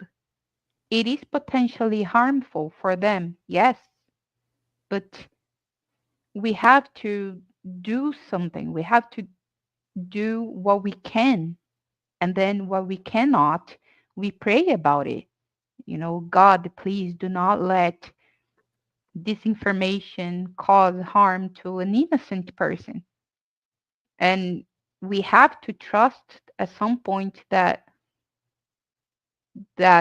God will see people through, and people will also have to bear their own responsibility with what they do with their knowledge. We Hmm. can't escape this. We can't protect people, um, always, from knowledge. And if we have knowledge to share, then it's good to do it with wisdom. But you take accountability, but at the same time try to balance, with God's forgiveness, given that you cannot control everything. You cannot control all the variables, and you cannot control everybody. You cannot control their thoughts. Awesome. um, you you do what you can for the right reason. Do it wisely, and pray for the rest. There's Yeah. Yeah. It's You what we touched can something. do. Sorry, I'm jumping in. No, go ahead, please. No, you jumped on something that's quite important, and it's going back to the whole ego thing again. The word control, and I'm glad you went down that. It's exactly right. And then that's the vanity that I mentioned. By extension, it's this ego-driven vanity that I think I'm going to use this for myself right now, just to put it in perspective. Let's see. Here we go. By the power of Grayskull.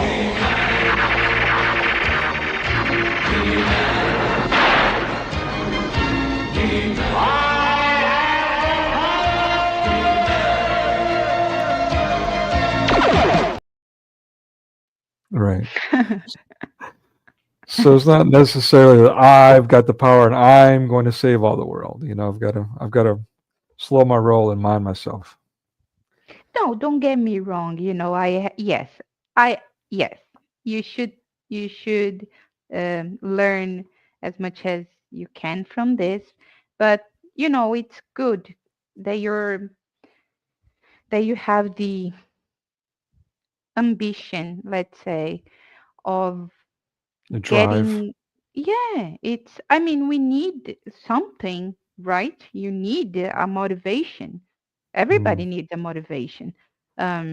Just you know we I struggled a lot in my life with anxiety, and these perpetual constant nagging feeling that I'm supposed to be doing something. I'm supposed to be Mm, doing something about everything.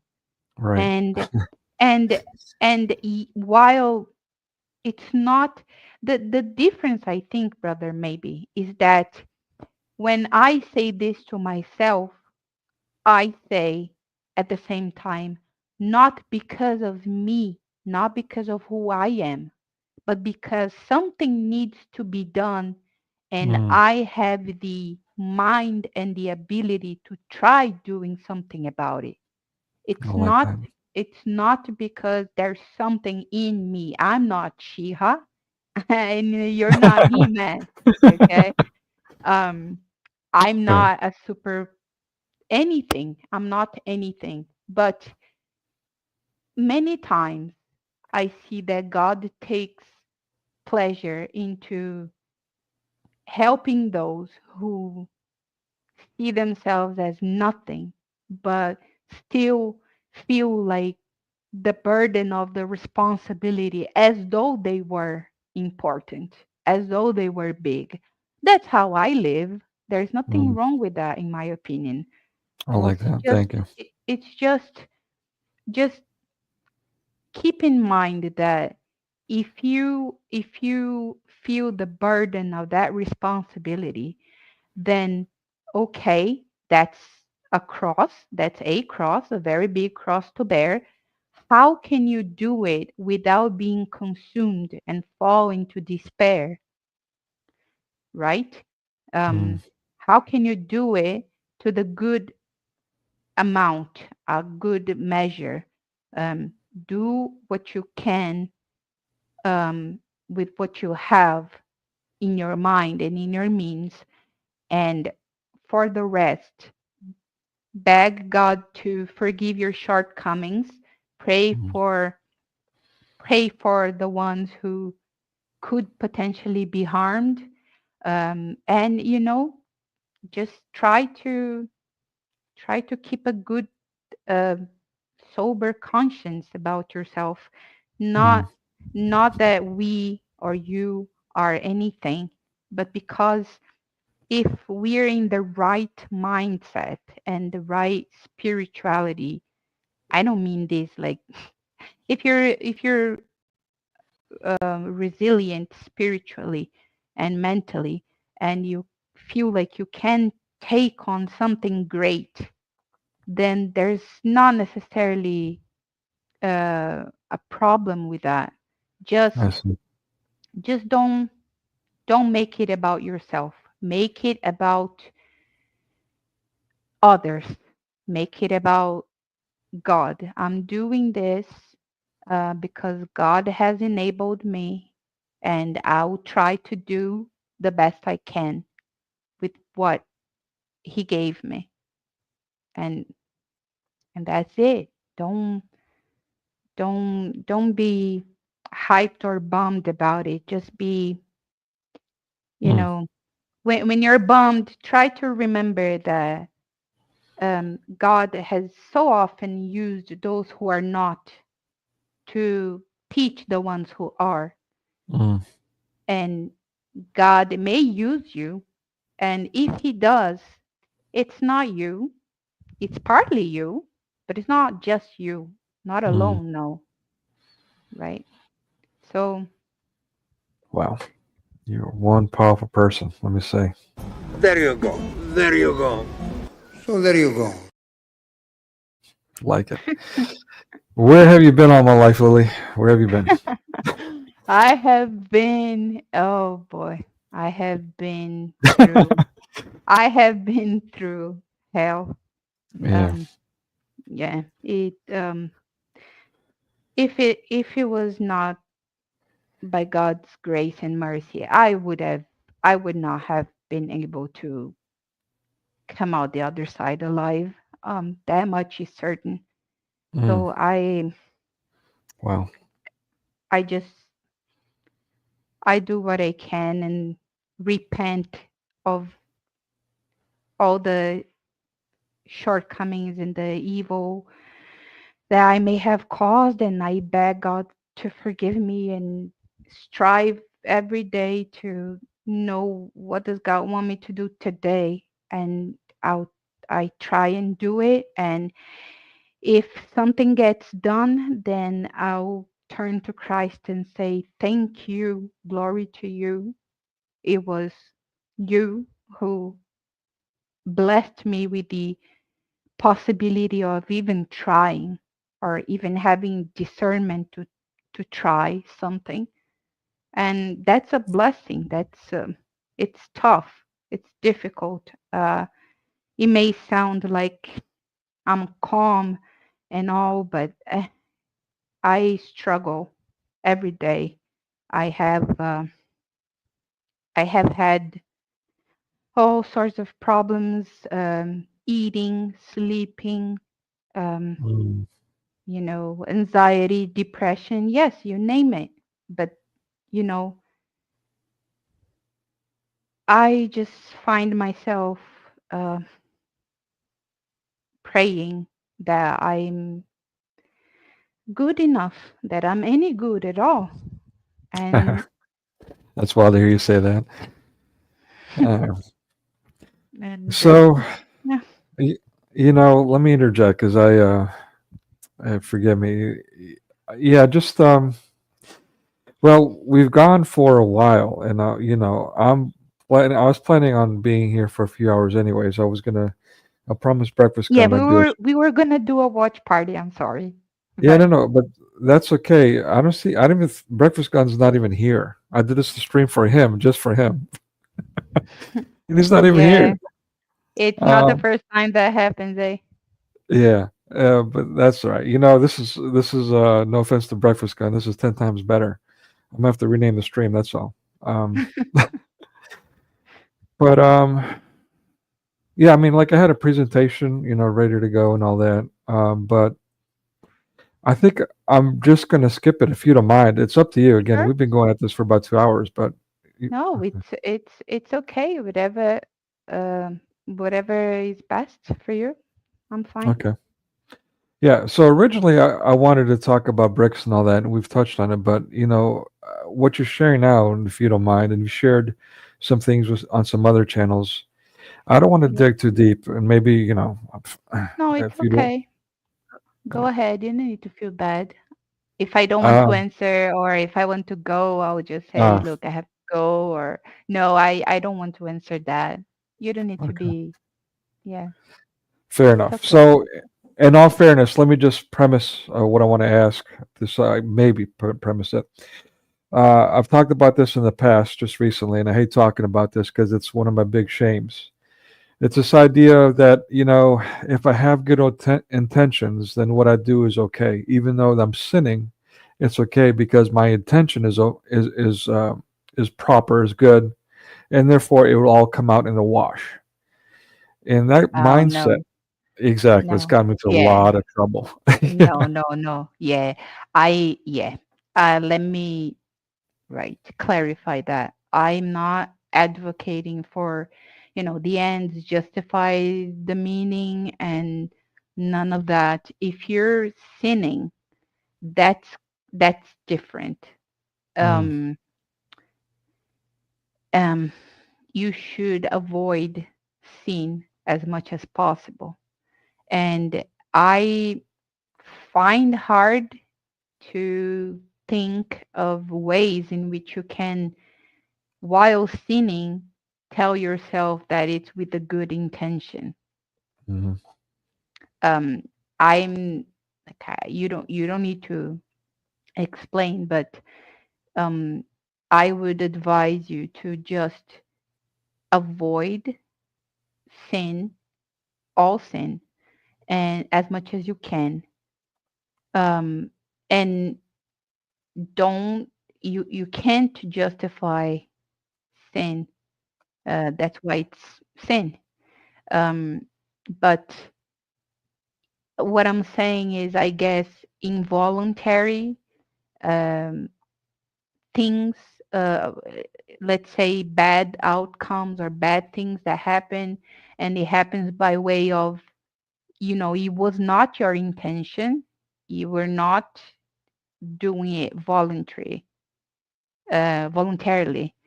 um, and it happened to have a bad outcome, then I'd say, it was not what you set out to do. But if your conscience accuses you of a sin, Mm. then you should avoid it. Even if, Well, sorry, yeah, man. no, even if you think that it's going to lead to a greater good, well, you be held accountable. So if you're ready for that, then, you know, it's going to be Mm. on you.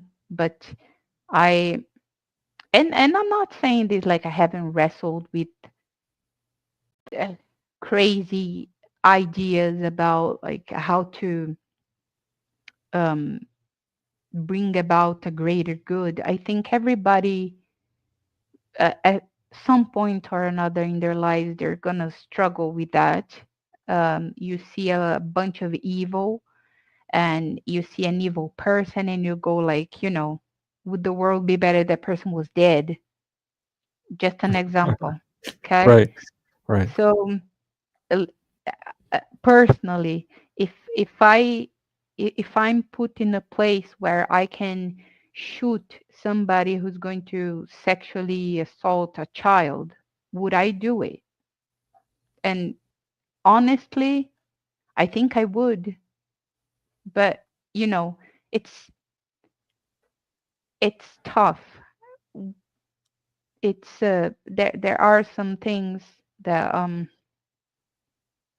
escape us because we're fallen. We have our weaknesses, but I just pray and do my best so that it doesn't ever reach that point, because I don't know if I can vouch for myself. you know Mhm. if you if there's something that you can avoid because it's a sin, even if you think it generates a greater good, then I don't think you're quite there. And I say that to myself too. um so Yeah, no, I mean, definitely. And I mean, that's the thing about the whole sin and, the Ten Commandments, to keep it simple for us, um, so we don't let our conscience be our guide and therefore misguide ourselves into demise, hurting others even. oh, I I mean, it's, understand. Yeah, I yeah. understand what you're saying, because I was saying, so long as you're, yeah, I get what you're saying. I agree. It's you have to, yeah, you also have to put your consciousness under scrutiny, um so that you make sure that you're not doing something like that, like placing your conscious above all things, because some people Yes. have bad consciousness. Yes. So yeah, so that's not what I'm trying to say. I'm just, I'm telling you, if I'm telling you by ways of expressing how I try to square things in my mind, but because I know that um, I really empty myself. I have for many years of things regarding me. Um, Hmm. so I'm not like necessarily too prone. On the other side, I am more prone to bashing myself so hard that Mm. end up just destroying myself.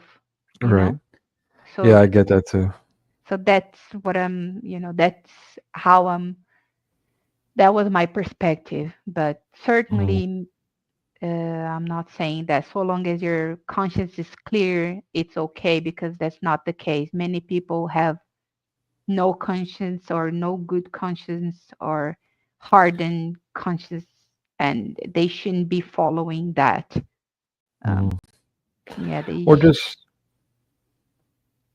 yeah, yeah, or go on. just making excuses for yourself or what you want to do. Again, Yeah, thinking just rationalizing a bad idea. I mean, yeah, just going back to this meme again, just as an opportunity since we're talking about it. Let me play it one more time, just so people can see it. By the power of Grayskull.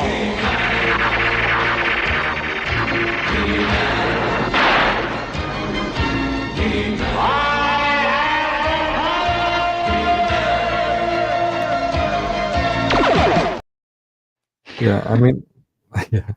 I mean, that's just the whole point behind that meme is just basically how, we can be so ego driven, yet blind ourselves with this idea of, our conscience and our good intentions. Yeah, I Um, get it. yeah, You're right. You're right. You're absolutely right. You see, that's why it's it's good. It's good to speak, to talk, and yeah, I understand what you're getting at. The way I said things may have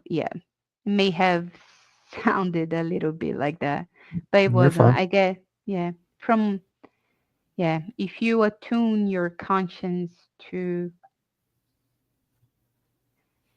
Christ, Right. then you make sure that it's attuned to perceive your flaws and to perceive when you're being played and when you're being influenced, um, and all that. And what I meant is that if you judge your own conscience, um, by the church and Christ and God's word, and you're you're you think you don't have anything there to accuse you, well, then make sure you surround yourself with people who will point out if you're if you're going wrong, if you're going south, Hmm. because otherwise, yeah, you can become like just another Christian, just throwing buzzwords and saying, so long as you Right. feel fuzzy inside, it's okay. No, it's not what I'm Exactly. saying. Yeah, Yeah. it's not. No. Yeah. Thank you for clarifying that. Yeah. And then let me address one more thing that you mentioned. And, this is another one of my own struggles. It's just what you're talking about, staying centered on Christ, keeping your nous, as I put it. Keep your nous is actually a Greek expression.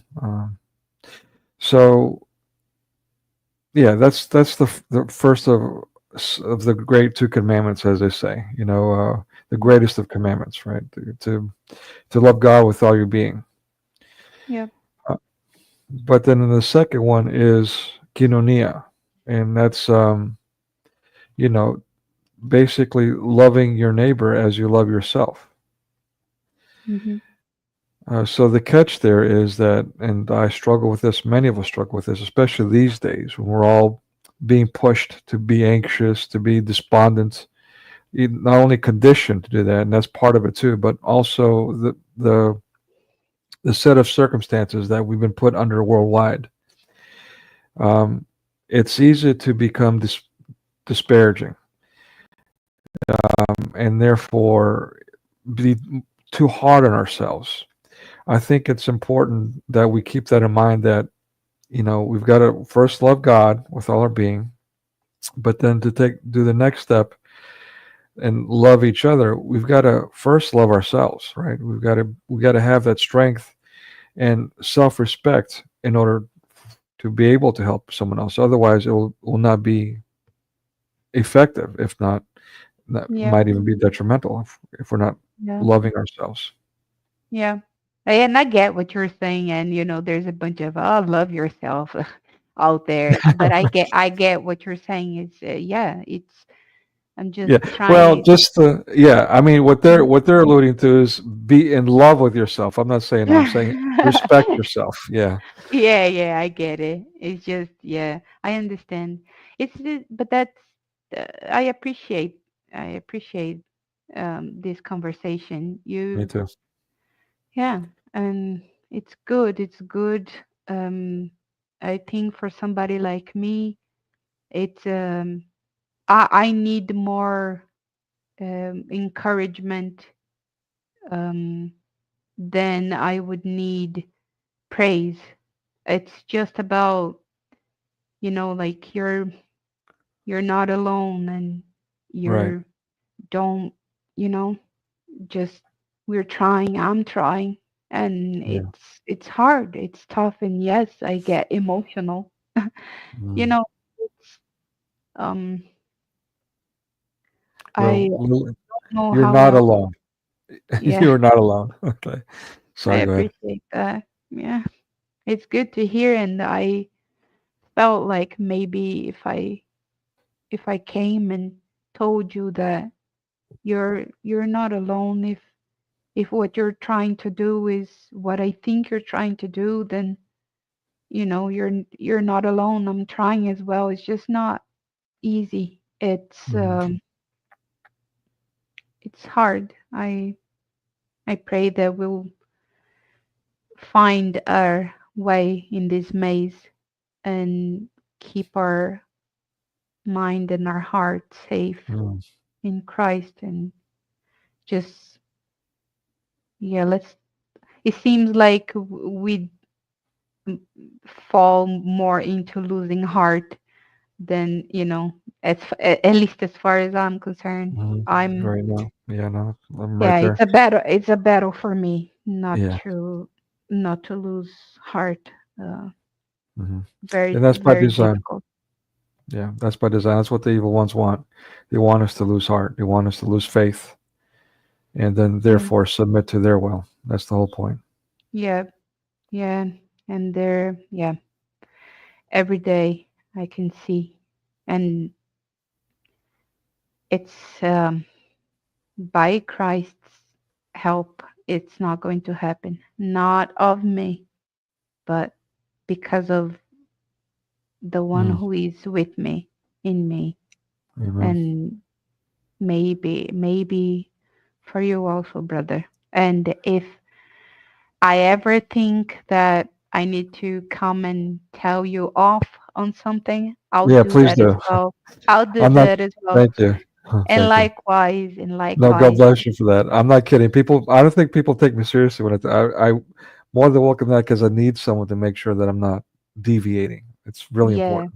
yeah. And for me as well, I'll listen to every criticism. I always do, and Mm. and try to learn and navigate this life best we can. Yeah. Amen. All right, so let me, I wanted to share this thing. I'm just going back to it, just because, well, just for the sake of, I want to ask you a question, so I'm going to premise it with my own little anecdote here. Um, Again, so a little older in life, I got into this relationship where I was warned to not get into it by people who I thought were being judgmental. It was with someone who was living in the ghetto at the time. And so I thought they were being judgmental and closed minded in these things. It turned out their warnings were true. And I'm not saying that to say everyone who's in poverty needs to be written off or thought of a certain way and all that. But we also need to be adults and acknowledge, Yeah. right, these truths, and then therefore be better equipped on how to better deal with them. So I went into this relationship not only naive, but also making excuses for my sin because I had good intentions. I was going to go save her, which is a Mm. trap I fall for often. Um, and so I got into this relationship. We actually, I met her online of all places. There was a site called Yahoo 360. It was an interactive blog that's since disappeared. And we got to know each other for a long time, for months, about a year, give or take. Um, and so she got into a situation where she was never married, but she had a child young out of wedlock, and her ex came and took the child. and she was reaching out to me for help and so on. And so I, of course, rushed in to save her, went and spent some time in the ghetto myself, a couple of months. And that experience was an eye-opener. How I survived that may be a blessing. But yeah, so basically I got her out of the ghetto, and we got a home together. And I was thinking that she was going to marry me. As soon as we got the home together, her ex suddenly drops the kid off, and that's what I found out later. That's what they did. As soon as they got tired of the kid, they would just pawn it off on each other. Then they would miss her, and then they would fight each other over her. It was just a mess. The poor kid. So yeah, he dropped her off, and then said he was going to come back over the summer, and never showed up.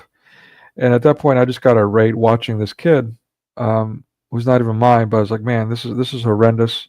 Enough's enough. And so I put my foot down. I got involved again to be their hero, and I got involved with a legal battle there over custody. And in the process, I'd asked her to marry me, and she said no, which I was shocked by. Mostly because she included the disclaimer that she doesn't believe in marriage.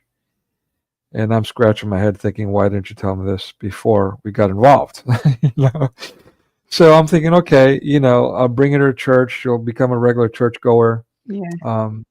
Right. And then she'll soften up, and, she'll commit. And so I'm still rationalizing my sin now, living in sin now with not only was she technically a single mom, but now I'm responsible for her kid too. And it's becoming a bigger mess, a legal battle, an ugly one. So again, I later on, I proposed again. She said no. It happened at least twice, maybe 3 times. And we had all this chaos amiss with each other too. Again, she was raised in a broken home. She was raised in a system. Both her parents were bad. Then she had foster fathers and all kinds of mess that she dealt with. So she never knew what a stable, grounded family looked like, what it was supposed to be. And again, she was also not Christian. She had me convinced that she was interested in being Christian, but as soon as we got pushback from the community for living in sin, she used that as an excuse to discontinue that. She got basically what she wanted, and that was that. And also, the reason she was living in the ghetto is that she was clinical, and she let me know that after she moved in. Oh, by the way, this is what I'm struggling with. There's a cure, but I don't care about the cure. I'm getting money from the government, so now that's your problem. Deal with it, was her attitude. So, yeah, I mean, basically, this was 1 year of getting to know her, and then we moved in together, and then the daughter moved in like a month or 2 right after that. So 4 years of a very tumultuous family life, if you want to call it that, that ended up in basically a divorce, even though we were never married. We split. So to this day, I don't know if it did more good than bad or more bad than good, but I definitely burned 5 years of my life. I hate to put it that way because I suspect that I don't know if I did any good in their lives. I know for a while the child herself was, I've talked about her before in previous streams. She was really bad off. She was also diagnosed with oppositional defiant disorder, which is the childhood version of schizophrenia. So she was a literal menace. And with some discipline, some traditional discipline, spare the rod, spoil the child kind of discipline, took a couple of spankings and some regular clear guidance and regular clear love. And before you know it, she literally transformed from the worst child people were completely terrified of her to being the neighborhood sweetheart. Just like that. It was, I don't want to, it was, if I may use the word divine, it was a divine intervention of sorts. So, but yeah, the whole point is this, that they never went to church. They left under not so great circumstances. And I just don't know what good came out of that relationship. I would say probably, I don't know. I really don't know. So that's why I say, use that as one example. I've got other examples, but that's my biggest example when it comes to using my conscience as my guide and thinking that just because I have good intentions and this little bit is okay. Maybe it's not. Maybe we I need, yeah, maybe we need to yeah. lead more to being zealots of the law than not being zealots of the law. Sorry, go ahead. Well, first of all, I'm sorry to hear about all that. Um, and thanks for sharing. Um, it's, I wish my story was as good as yours, because Okay. I think mine is worse. I mean, look, so I I wasn't raised religious. Mm, Um, my parents, they're still together, but they were always very violent towards each other, not mm, loving towards each other and to us. And they'd say, you're lucky there's just kids, otherwise I'd leave you. Basically, stay together for the kids, but you shouldn't tell the kids that, because I felt very guilty, that they were unhappy, and it was a very troubled um, life, um, in poverty. Imagine living in the ghetto and not being able to get out. And and I went to church with my mother when I was 9. It was a Baptist church, and I understood the gospel, and I was baptized when I was 10. well, And I did my best to live a Christian life. Um, when I was 19, I started, like, praying about finding a man, and I'd I'd go to church and go on I'd participate on every single thing that they had, everything. I was always in church, every time it was open. Sometimes even when it was not open, I'd go there to clean it. I just loved it. And then when I got older and I started looking for a partner, for a husband, um, I would go on a date to, like, to know them better, to, like, go to a movie or a dinner, something like that. And they would try, like, get handsy and try making out and these things.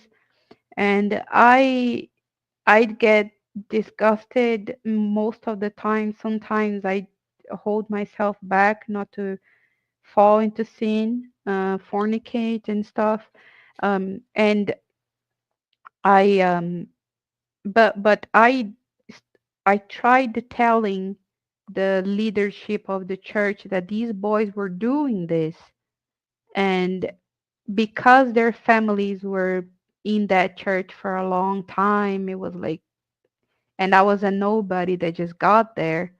Um, they they started gossiping and saying that I was the one causing their sons to sin, and that I wouldn't be a good wife, well, because I would also ask many questions, because I wanted to learn things, and that I also asked questions that I think scandalized people and this and that.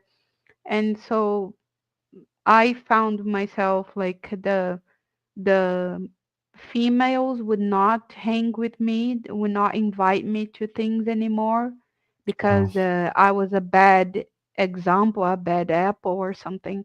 And um, and the boys would also not be allowed by their families to date me or get to know me, because of those things. And I just got so upset uh, at the church and at God because my heart was so pure in that sense, and I wanted to have like a Christian relationship and so on. And I sort of left and went astray. I can't say that I went into the world, debauchery and whatnot, vices. That was not the case, but I literally met what is now my ex-husband on World of Warcraft, believe you me, Yeah. when I was Okay. a teenager. His I'm dad, sorry. William. yeah, I know it's funny. It is funny, and um, it's good that people know this because it's dangerous. Yeah. And he, you know, we started talking. We spoke for years. It wasn't even just months. It was about 10 years speaking, just text as friends. Um, and I in that time I had a boyfriend, and I committed sin with him, and he also had a story. He was born in Pakistan, of all places, and and I got angry at God because he was more respectful to me than the Christians I tried getting to know. Right. And that got me very angry at God. Um, and I wasn't even thinking that I'll bring him to the church. I thought, you know, I'll I hoped, I prayed, I did my best to be a good Christian wife, and he was by human standards a good man. But then when I finally realized how bad my situation was spiritually, is when I started coming back, um, and finding a church and reading the Bible and praying and so on. Then he started getting religious because he wasn't. He was just, he would say he was a Muslim, but he wouldn't do anything, just not eat pork and not drink. And he lived in the States, um, and he was a PhD student. And I went there, and he was very respectful, and he was respectful to my family, and he was a good man. But that's the thing, isn't it? That when we try to conduct our lives by our own wicked ideas, excuses, and rationalizations, that's the problem. And I we ended up, like, we started, the more, the closer I got back to Christ, the more he started having issues. Um, and then that's when all the whole Mhm. argument started. And God was good that we didn't have any kids, not because we didn't try, it's just we did all exams, we couldn't find anything. As far as I'm concerned, I dodged a bullet. I'm not the type of woman, I don't want kids, I wanted kids, but um I was always very afraid of the responsibility of having kids. But I was, I had to accept, because in my mind, I had married, I had made a bad decision, but I was going to live with the consequences of my mistake. And so, he wanted kids. I accepted, but it just didn't happen. We were married for 8 years. Wow. And at the end, he was so hostile, that I started being afraid for myself, learning the things about that I now know about Islam, which I neglected knowing. I guess I didn't want to know because I Mhm. didn't want to find any problems with him. We were actually okay. Um, even though he made me suffer because he was emotionally unavailable. Mhm. He wouldn't have conversations with me about meaningful things like we're having now, for example.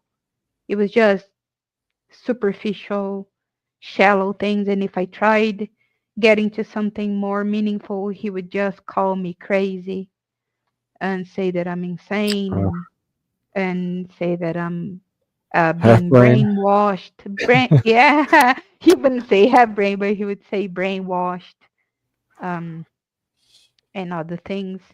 Um, and and so I got, we got into some bad arguments, and I just couldn't. I was we were having troubles because now I see this person as somebody who defends a prophet that defends pedophilia. And Mhm. how do I live with this? Like, how does Mhm. anybody live with a person that defends this? And So he was aware of that? Sorry, I'm interjecting, but no, it's okay, it's okay. Yes, he was. He wow. was aware. He's a Sunni Muslim. Yeah, Wow. I wasn't aware of that. Um, I would never have married him. It Even if everything else was fine, I just wouldn't. And I was angry at God, and I didn't want to know. Um, I was disappointed at Christians, and Yeah. that's the worst mistake I've ever made. And it may now be the case that I'm gonna just die alone. And God forbid. I doubt that, though. I doubt that, Lily. I think that's funny. I hear other people say this to me, but I'm pretty sure that's in your hands, if you don't mind my saying. Pretty sure that's up to you. I really don't know, but it's okay. It's okay if it's the case. If God finds that I'm worthy of having um, a good Christian man, then that's one thing. Um, if He doesn't, then that's fine also. I I've come to terms with the consequences of my actions, and so um, God knows. Um, and And yeah, at the end, it was terrible. I had to call the police because he threatened to grab my phone, and I said, "Please give my phone back." And he said he was joking, but I was alone in another country with a strange husband that I now learn defends this prophet, and I learned all the bad things about Islam, and I was fearful. And we were already talking about divorce, just not because we were fighting, but because he said, now that I'm returning to Islam, like I was returning to Christ, that he would not accept having a child raised uh, by a Christian mother. And I said, well, didn't you know that when we married? But at the same time, what did I expect, right? What can I say about him? I did the same thing. And so um yeah, he threatened to get my phone, and I said, please give my phone back. And he said, well, did you buy it? And I was um I was not yet working in the States because I was working on passing the USMLE. Um, so he was supporting me completely, and Mm. so I just locked myself and in the room, called the police. I had to be put in a shelter, and and then work on getting back to Brazil. So it was terrible. Wow. I don't wish this on anybody.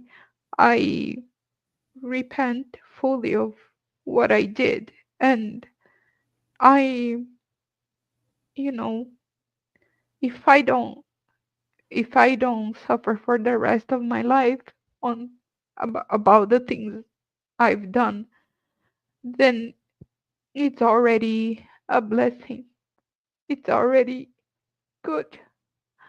Um, if I suffer for what I've done, then God God be justified in doing so. But I pray that I can repent properly, and that's what I'm trying. I'm just trying to do right this time, because Yeah. I don't think I have another chance, and it could have been much worse. I could be dead now. I don't know. Um, and yeah, um, it was terrible when I went to Pakistan. I had to, because I had a health issue that was going to take my life as well, and we didn't have money to have it seen in the States. And so that was also a terrible experience. Um, and that's it. I just want my brothers and sisters not to do any of those things and suffer any of those things. I want them to be better than me. Um, I want them to be smarter and happier and stronger. Mm, And Well, if I can be a very good example of a bad example, that then that's okay, I'll be that. yeah.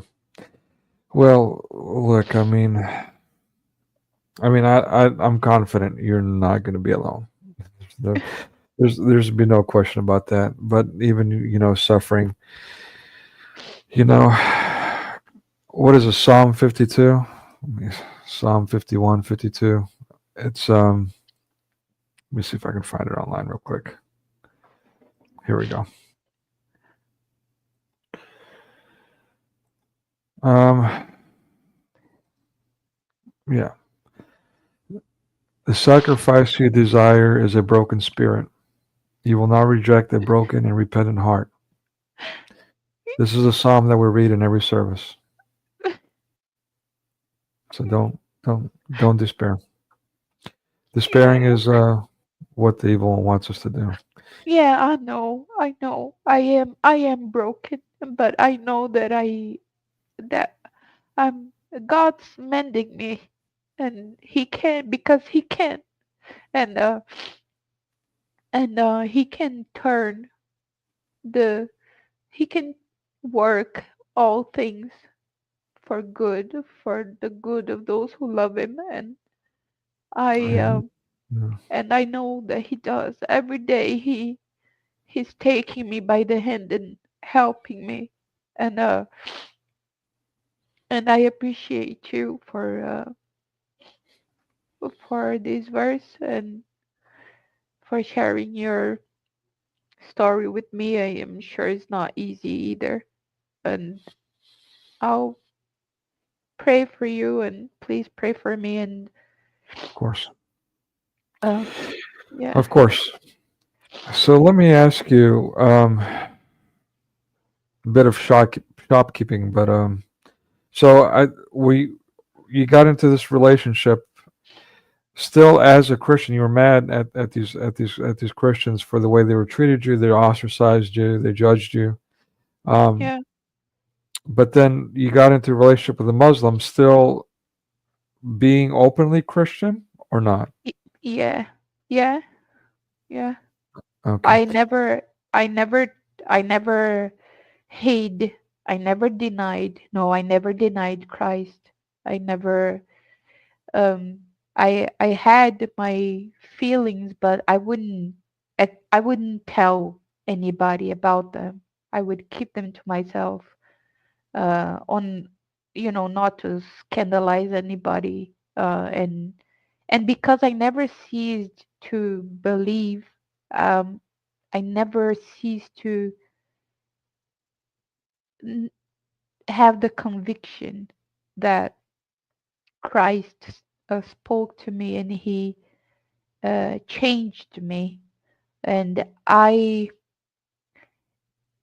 every single day, I had in my mind the words, you gotta come back at some point. You will. The Mm, prodigal son. I knew I was gonna have to come back. Um, I told him that I was Christian. I was not going to any church, but I never. Well, I'm not trying to say that this was any better. I'm just speaking what is true, but this is not good. Okay, it's just um, I never doubted Christ. It's just I felt, I guess, disappointed, angry. I had this expectation that if I'm here, if I was at church and doing everything to please God, why would He um allow this and that in my life? And now I see that it was, just to show me how easily we we can fall from grace mhm, if we don't, if we want to tell God what what needs to happen or doesn't need to happen, then we're setting ourselves for failure. And that's what I did. i mhm. um I knew I Well, was doing wrong, but I did it yeah, anyway. yeah. Well, look, I mean, again, you're repentful, obviously. You know, and your story is not over, God willing. So Yeah, don't fret. I So hope. let me have faith. Have faith. So let me ask you, when you got married, I mean, if you weren't denouncing Christ or leaving the Christian church or anything to that degree, um, when you got married, where did you get married? We got married just civilly Ah, in Brazil. okay. So Actually, no. We did, yeah, we did it in the US, but mm, we didn't have any religious ceremony. Um we didn't even have like a party or anything. We just did, it was me and him and a witness, basically. wow. And what about his family and all that? What do they have to say about that? Well, they didn't like me. His father has passed. His father had passed when he was 16, and which is why we started talking. I was helping him. He was very in a bad place, and I was in a bad place, and that's when we started talking. And but his mother never liked me. Um, and she was very, I mean, she never had any kind word, really. I can imagine. I'm sorry. Yeah. Yeah, I'm sorry. Yeah, it's just yeah. Well, I hate to ask any more questions about this. Obviously, this is very painful. And again, thank No, you so it's much for. okay. It's okay. All right, so I'm kind of curious about. All right, so you're divorced then? Are you officially divorced? I mean, Yeah, yeah, all right, we did. We officially got divorced in the U.S. as well. All the papers, no okay. lawsuit, nothing. So Just that's we good got to done. hear. Yeah. I mean, in other words, there is no issue of him trying to, hey, you know what, I'm saying the magic words, and now you're still my wife, kind of deal. Like there should be No, a no, lawsuit, just yeah, no. very good. Okay, yeah, that's actually great news. Hello, Elizabeth Victoria. Um, okay, wow, so that's great news. I mean, you're free of that. You've learned a valuable lesson. I tell you what, it sounds like before you had some problems because some people were treating you, not greatly, not in a very good way, and you had some reservations. You went through this trial, you've repented, and now it sounds like you're pretty close to God. Uh, is that fair to say? Yeah, I hope he's. Yeah, I hope he's next to me. I feel, I feel like I am. Yes. I feel God's presence with me every day. I'm um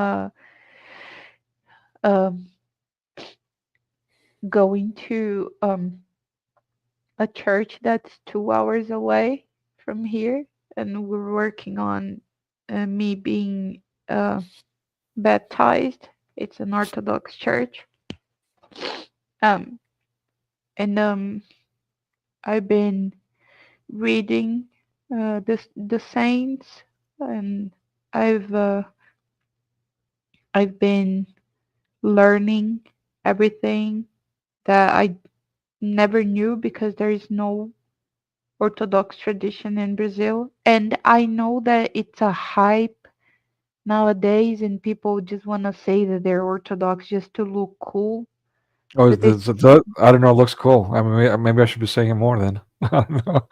Sorry, go ahead. it's a thing. It's a thing now. People were they say they're Orthodox just to be the Interesting. cool Christian. Yeah, actually, there's this thing now. But for me, it's not. It's not that. It's just as I came back to Christianity, to Christ, I just started reading, and I just came across this thing like, okay, so I was baptized by a 5-point Calvinist, and and the Protestant church. Like, is it? What else is there? And then I went on to learn about the Catholics, and then from there I went to learn about Orthodoxy, and that's how I arrived at, okay, I've been reading the saints, and I love John Chrysostom. I've Mm, been reading his commentary on every single uh, Bible, every passage of the Bible that I read his commentary. I've been reading Saint Paisios. Been reading the Philokalia. I'm wow. just, yeah, I've been trying, and it was just, it happened naturally to me. Just I wasn't aware that it's an internet thing now. I was never into any sort of trend because I don't go out. I don't have Instagram. I don't have Facebook. I don't have those things. I was more introspective, I guess, and I didn't care much about the world because I know that I already knew that it's just an illusion. Like, you just people trying to deceive you on every turn. So um I just came across Orthodoxy like this, and then the question was like, how can you be an Orthodox in Brazil? Because it's next to impossible, Mm, very difficult. So now I'm working my life around um, being able to go to church. Uh, the church that is 2 3 hours away. Oh, wait, let's be Uh, careful not to say any yeah, I'm not names. going to. Yeah, I'm not going to Sorry, say. Just yeah, sorry. but thank you. But thank you. No, thank you. I appreciate that deeply. Um, it doesn't even have its own priest. He has to travel from another place to go there. So Oh, wow. So it's yeah, a mission and parish. In other words, the it's new parish. yeah. There's like a liturgy every 2 3 months, Okay. and it's just sad, but it is what I can do and what I've been doing, and I've been trying to live this life. I watch as many liturgies as I can. I've been uh, I listen to the Synaxarion every day. Um Mm, I have yeah, I've gotten uh my icons as a present from a brother.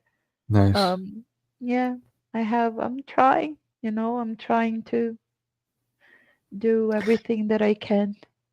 Yeah. And as much as I hate the internet, and I do hate the internet, I don't mind using the word hate. There are good things about it, and this would be one of them. An opportunity where the services are not always available, but online you can always access service almost 24/7, depending on Yeah, what language. y- yeah, I've been watching it in Greek actually Mhm. too. So, um, yeah, it's something that I had never experienced before, and feels, I pray for my brothers and sisters in that church I used to go to, but I tried reaching out to the pastor and that baptized me, and he called me a heretic and said that, Right. Sorry. and yeah, and said that said some other things. It doesn't matter. Yeah. But Yeah. yeah, And so, sorry, go ahead, please. no, go ahead. No, I'm just exactly. This is the kind of things that I'm reacting to, and it's not so much, like I said, it's not so much that I'm taking it personally. I have got no issue of dusting my feet. I've been a loner all my life for whatever reason, so I've got no issue with that. It's just that, again, yeah, when they're doing that, when they're presenting, like, the big thing again, speaking of fads, the fad is to attack the Catholic Church. And so when they're doing that, they're driving people away from God, whether it's at a small degree or great degree, it doesn't matter. When you're planting that seed of doubt into the minds of people, and we're talking about thousands here. For some Yeah, people, yeah, it's like tens of thousands, hundreds of thousands for some of these. yeah, So yeah, it's just a problem, and it infuriates me when they have that attitude, that instant rage, like you're going to hell. It's like, please stop. yeah. Why you're so angry? I don't get Right, it. right. I mean, they Yeah, don't even talk to the Muslims that way. you know. yeah, that's true. Yeah, that's true. And yeah, and now I feel like, now I know all these things about Islam, and I can also do my part Mm, and speak out against it and do whatever I can. And, yeah. you know, but I appreciate people who, like you, who think, who Thank you. give me a chance to, I think, I feel like this is also part of me repenting, is, you know, putting myself out here. I could not do it, but I feel like, I can bear some responsibility of telling people you know how terrible it was, and maybe this will let them know um that only in Christ can we really be happy, and that's what we should be doing, how bad it can go if you go astray from that. Um, Mm. and so if I if I'm able to reach out to one sister somewhere somehow, you know, then I'll consider myself blessed that I made somebody think Well two said. times. Yeah, You know, yeah, Phil, Four Mormons, he had the same attitude. I admire that about him. Like he's like, you know what? I don't want a big audience.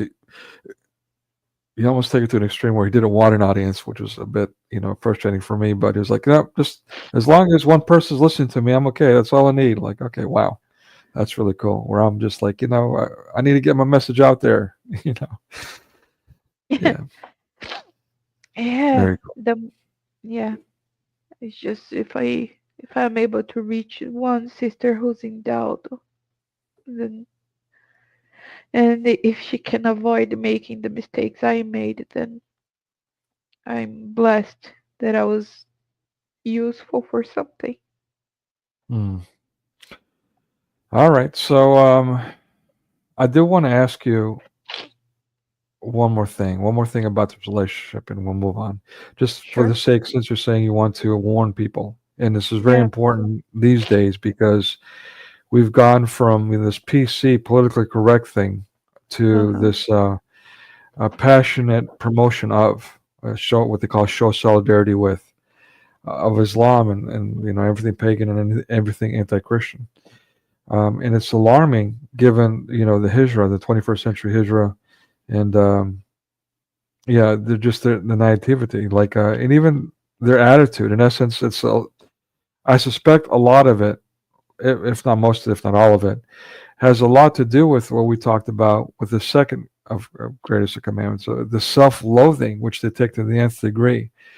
This hating themselves and feeling bad about themselves, but instead of being repentful and working towards improvement, working towards Christ in our case, um, they instead get angry and malicious towards others who they feel are better than them, and then they want to tear those people down instead. That's their approach to life.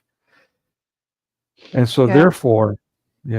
therefore, because of that, they're now susceptible to allowing someone as vile as, forgive me, a Muslim, to come into their lives and destroy them, and them being okay with that, them being okay and being an abusive relationship because they abuse themselves as it is anyway.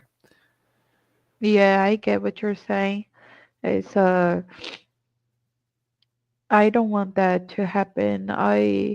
There's a lot of things that, secular liberalism, and these weak Christians such as myself, um, what we did is, we contributed to this effeminate society, like of emasculated men and empowered Mm, women.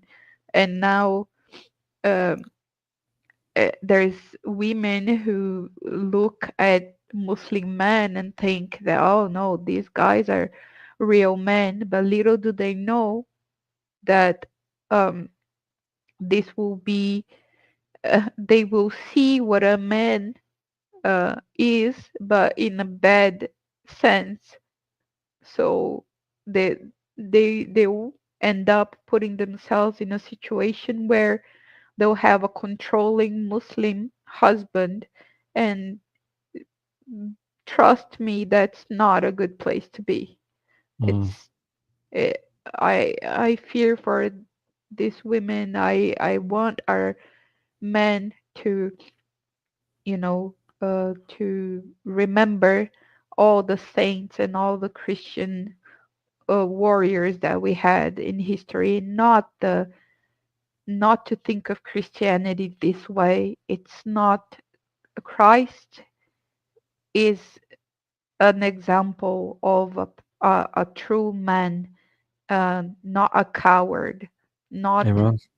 not not an abusive man.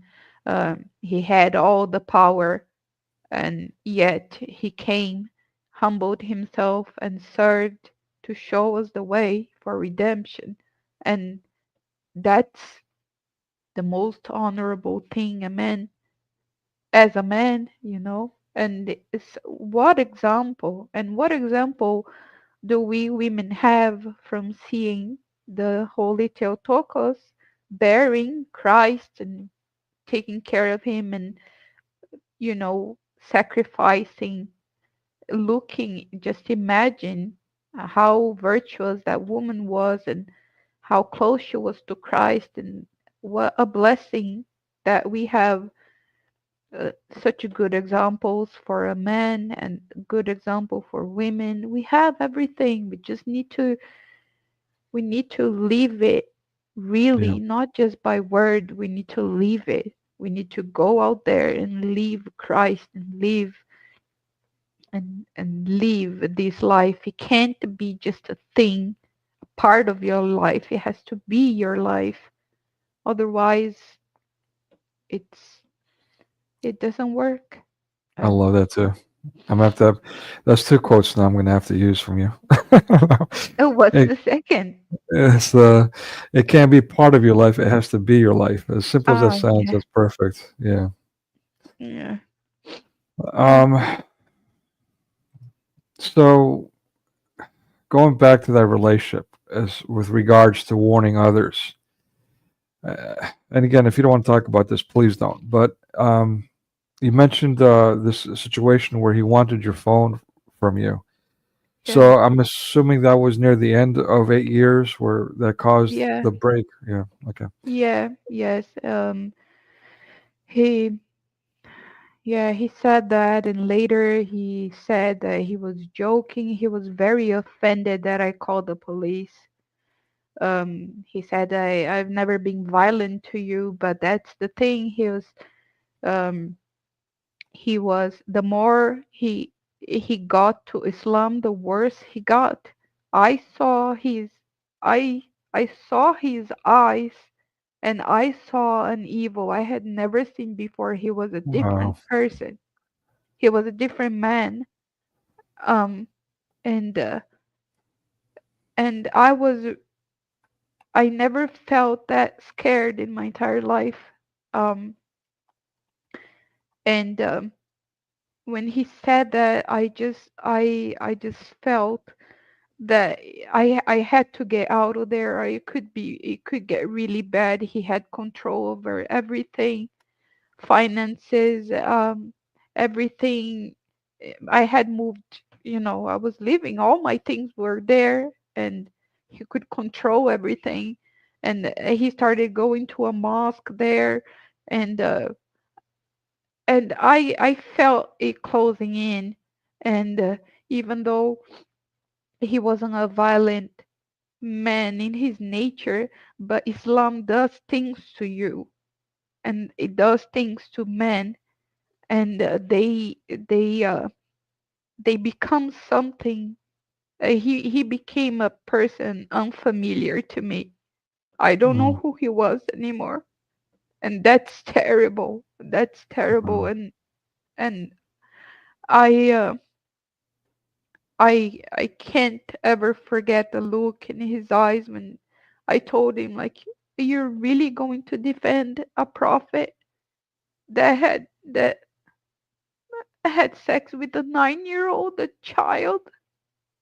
And he just had rationalizations and took coques just and just and he started doing things that he never did before. He started mocking Christ and saying the awful things that Muslims say.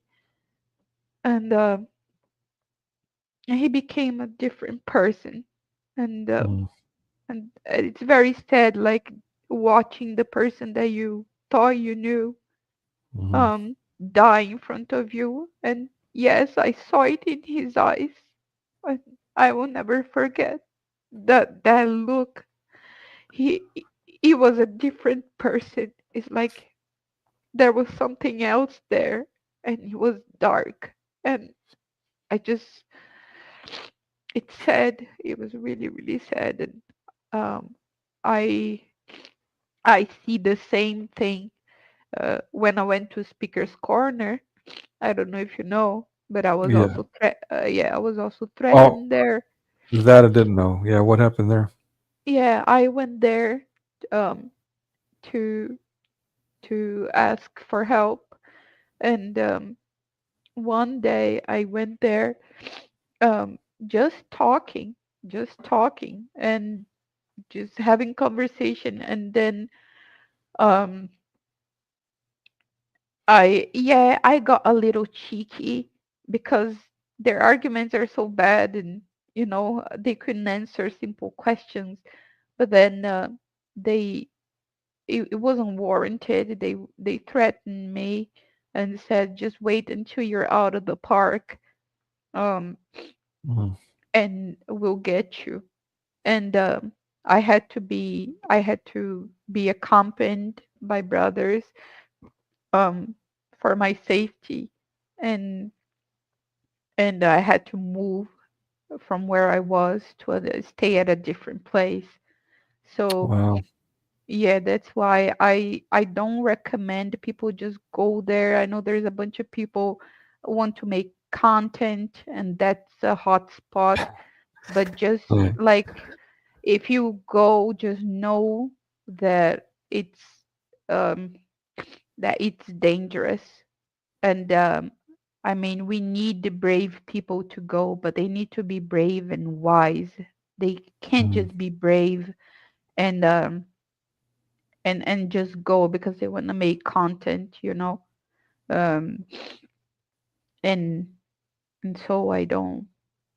Yeah, I diverge. I digress. But I wanted to tell people not to engage um, in apologetics just because it's also a fad.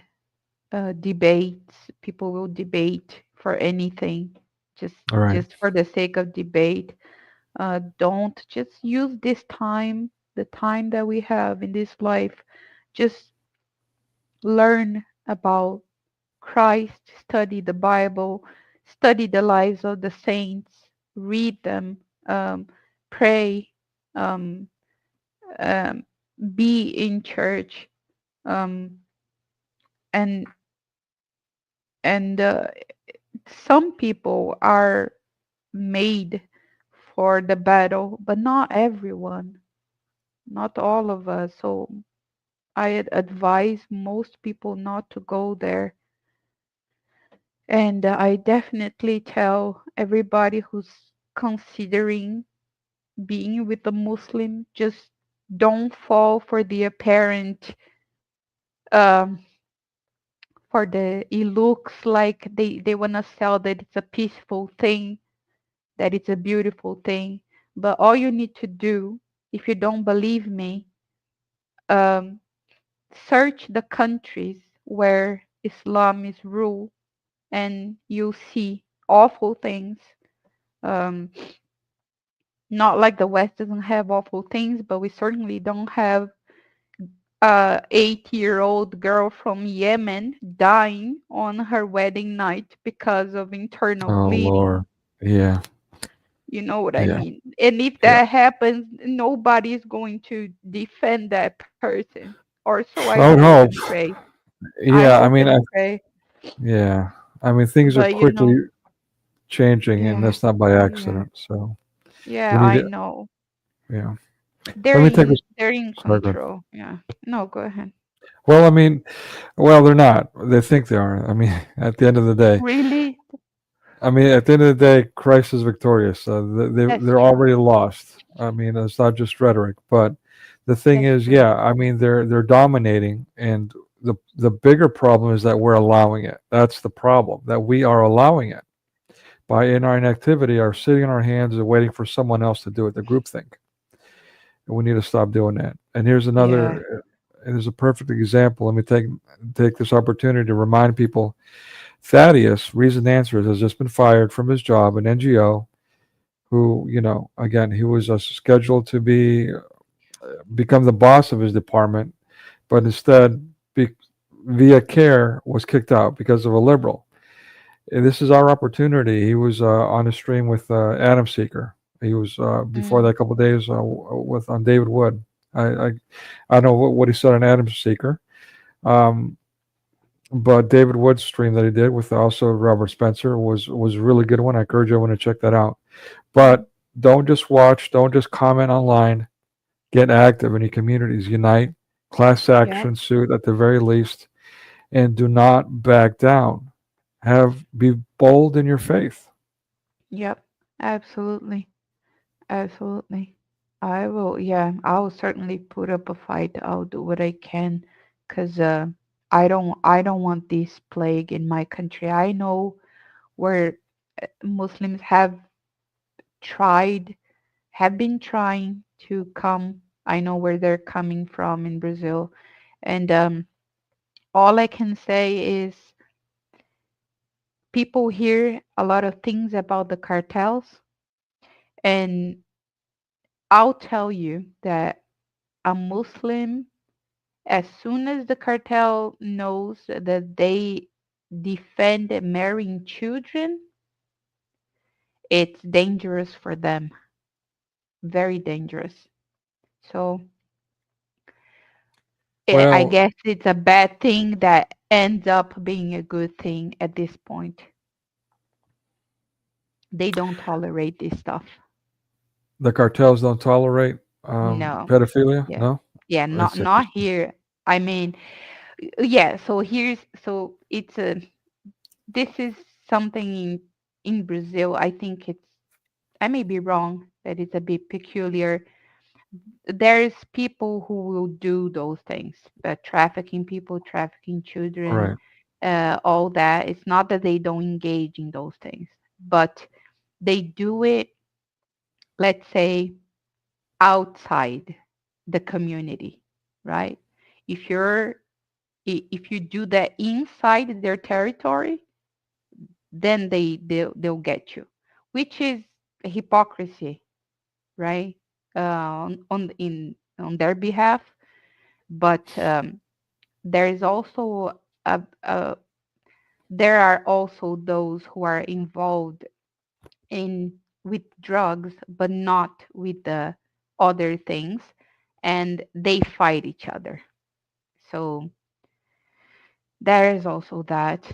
We have the let's say the people who do those horrible things, and the ones who engage in crime but then try to oppose these other people. And I'm just saying that as far as I can see, if Muslims start coming to Brazil and trying to um do that here, well, they're gonna get it's gonna be just another person in the crossfire because they're already killing each other all the time. I don't think that they'll feel safe doing dawa here. Is all I'm saying. But Mm. they have other means. They have other ways. Um, and I'm aware, and I'm gonna try to. I'll do my best to make people aware of that. Yeah, in the United States, and expanding, I'm sure. It's a bit of a cesspool when it comes to this topic and the pedophilia being pushed. Disney is the big topic. Thankfully, it is a topic, but it's not the only problem. Um, a movie that an actor that a producer or whatever, Eddie Murphy, I'm not a big fan of, but his movie, his one of his early projects from the 80s was Golden Child. This is a movie that again promotes all kinds of things, including paganism.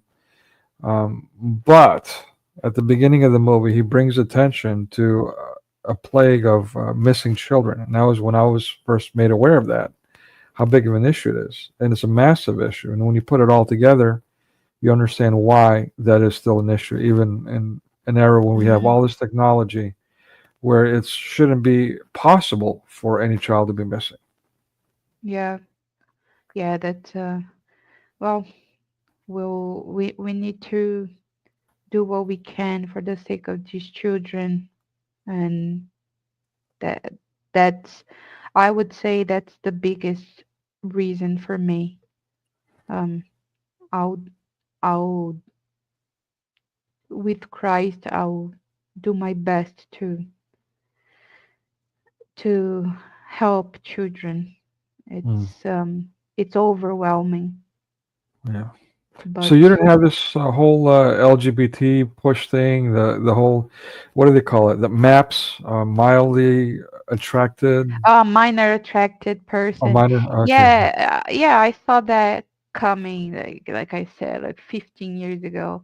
Um, because once you start preaching inclusion, then you have no grounds to exclude anybody. It's just that Mm. simple. Or So freedom of speech. We got to mind our battles closely. It's not, these things are traps. It's not we yeah, need freedom of speech or inclusion or equality. It's just, anyways, I don't, forgive me for going off on no, it's tangents here. okay. Yeah. It's just, yeah. So again, so you do have this problem in Brazil as well. It's just that, so is it, I mean, is it like in America where it's from the top down, administrators are now actually pushing it? And even in some countries in Europe, they even have establishing laws that are protecting them and defending it, like we see in the UK, for example, all the grooming gang issue, and that's finally coming to light. Yeah. Well, it's definitely something we can see being pushed, and and most believe it or not, but I feel most Brazilians, as soon as you leave the big cities like São Paulo and Rio,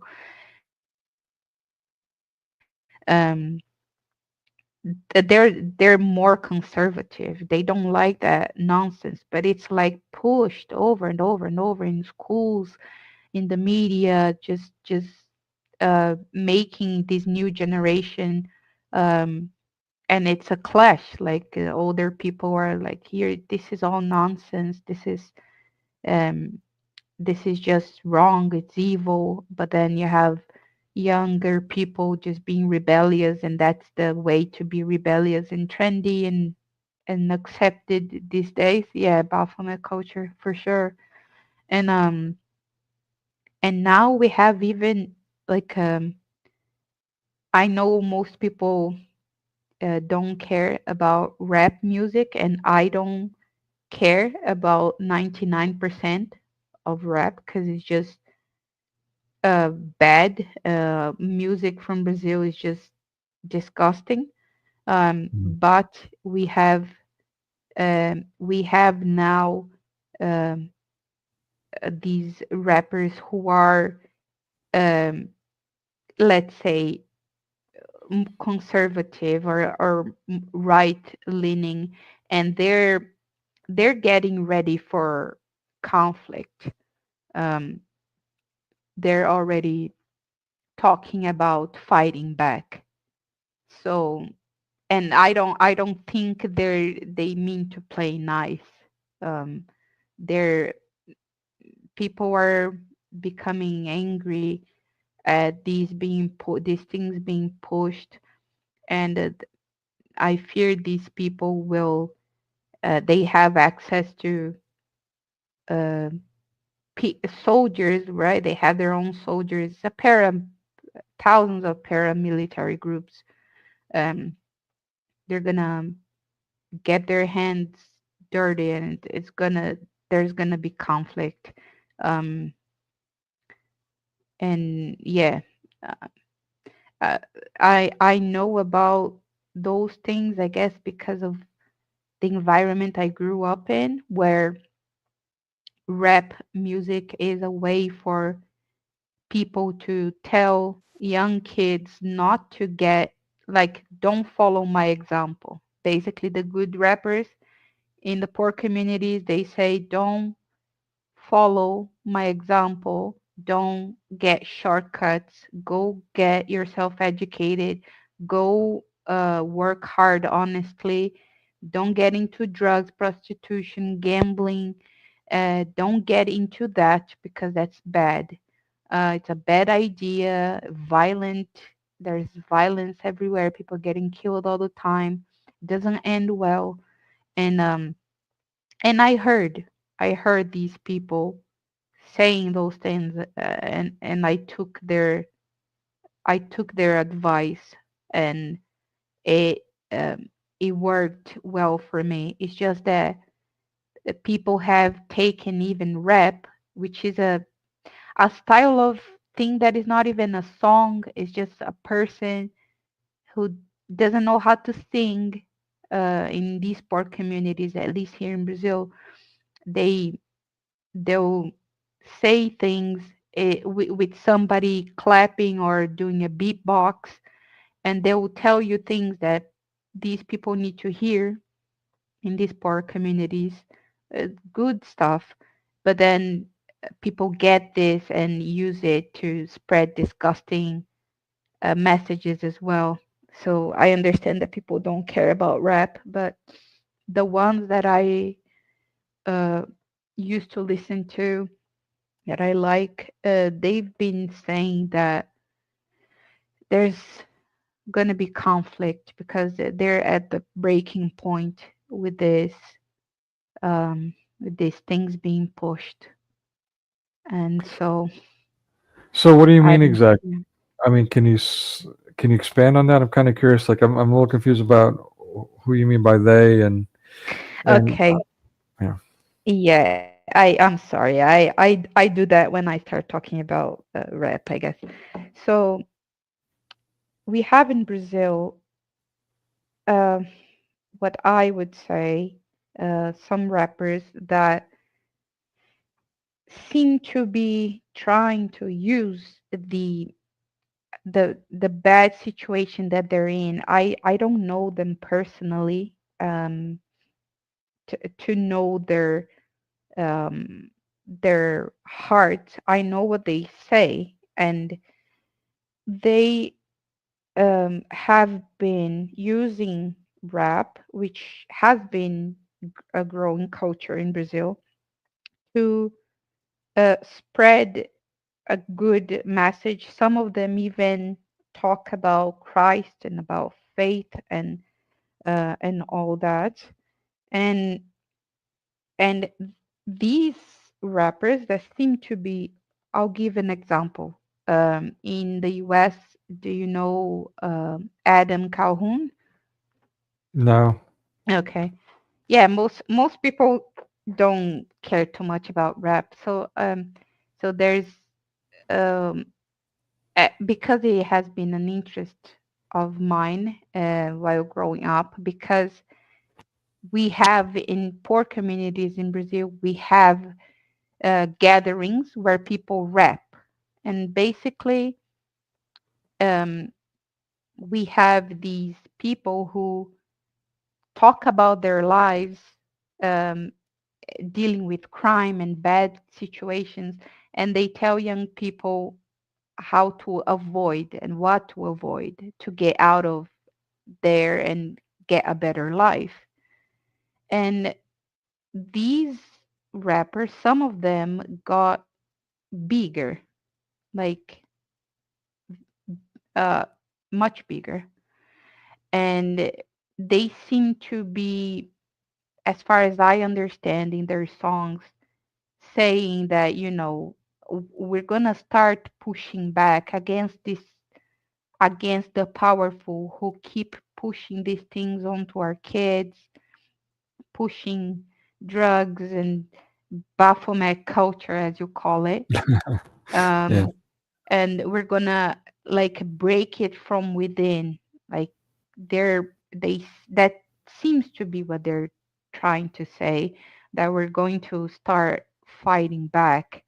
And I don't know necessarily how that's going to take place or what that means, but I just feel that there's gonna be some sort of shift, and Hmm. it it will probably be violent, is Right. what I'm guessing. Um, because you can only push people so far. They're Right. gonna they're gonna start uh fighting back, and yeah, I can send you some other time a list of Brazilian rappers, that That's if you're interested, if you're not interested, but I don't not think at you, all. No. yeah, I don't think Um, you'd be interested. Yeah, and just I'm aware that there's even some Christian rappers out there and all that, but at this point, I'm Yes, over it. yeah, yeah. Um, It's terrible.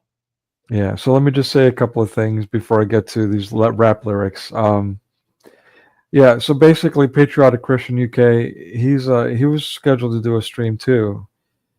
Maybe I shouldn't be dropping his name. I don't even know what he's saying, but he did an emergency kind of 1 minute short last night, saying that he's done with this political party he's involved with and all that. He was quite invested in it, and so now he's denouncing them. He doesn't want anything to do with it or the movement, and he's going to go live again. I was scheduled to do this, and I'm so grateful.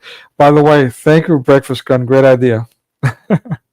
If you happen to hear this later, again, one door closes, another one opens. It's been a blessing in disguise to have you here, and this has been amazing. So this is much better than what I had planned, to be sure. I'm But glad. yeah. So yeah, basically, what my concern is, and one of the things that he and I went back and forth on, we didn't agree on a lot of things. Actually, I don't know if people realize that or not, but we disagreed on a lot. But one of the things was, yeah, the approach to how to combat this. And my fear was that the Muslims were brought in to be what I call the Gestapo, to do the dirty deeds that the more civilized, quote unquote, modernized people are Mm, no longer willing to do. But also, yeah, to push us to the brink. I mean, by nature, Islam is combative, it's oppressive. And yeah, there's only so much people are going to take, as you said. So that was just another means to push us to the edge to rebel, which is what they've been conditioning us to do for generations now, and to some yeah, degree what we've been doing. But the problem in that is the police state. That is, in other words, they create a problem and then they provide a solution. And now the solution to the end all solution, the end game, another phrase that they've pushed, is to create this police state where they've got absolute totalitarian control. Um, and that concerns me because, again, it is pushing toward, as we see, judging them by their fruits, an anti hmm, Christian Baphomet culture. And it doesn't yeah, bode well for us at all, for anybody. yeah, yeah. Absolutely. God help us. Yeah, man. So these lyrics, have you ever heard of the Beastie Boys? Yeah, like Okay.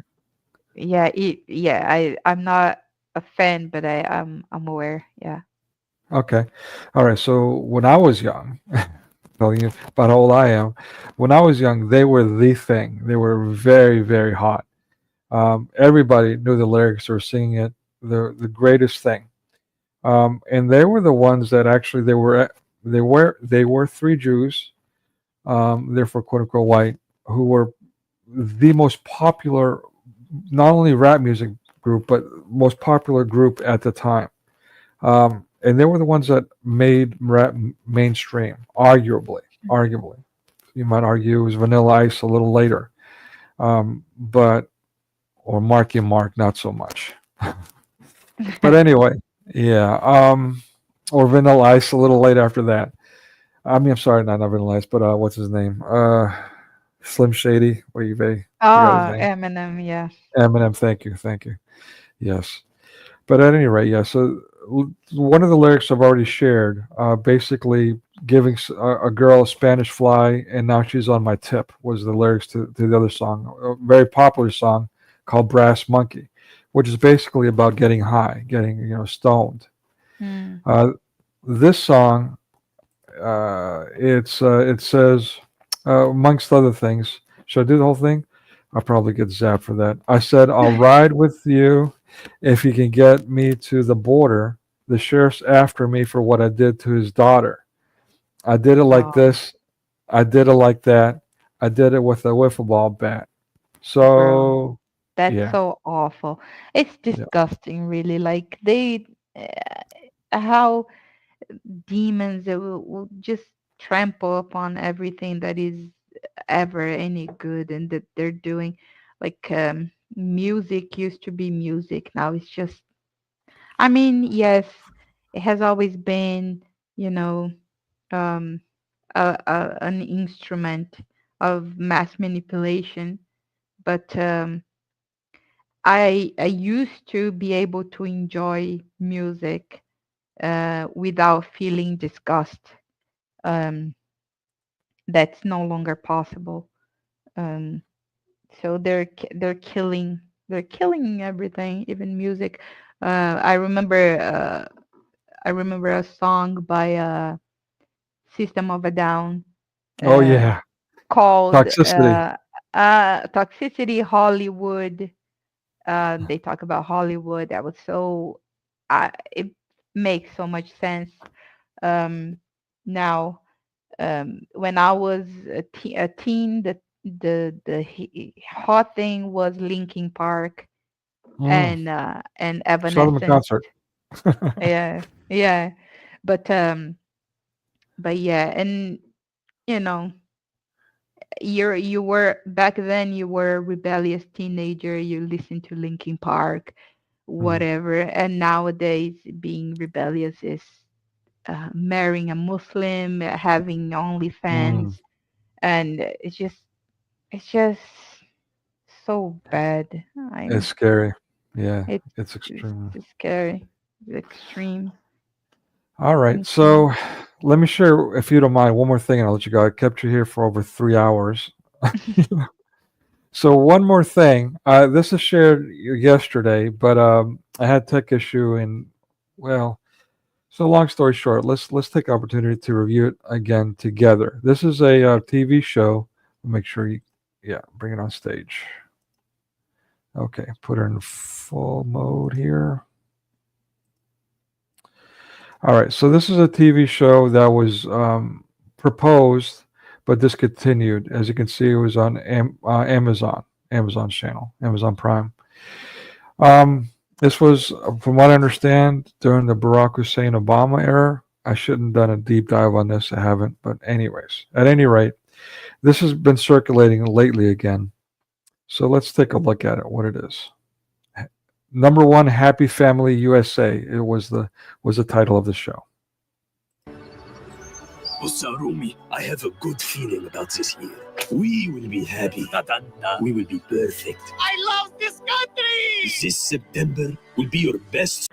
I'm sorry. Am I the only one that when they see an adult man, even if it's a father, being intimate at all with a child, you instantly think pedo? Am I the only one that does that?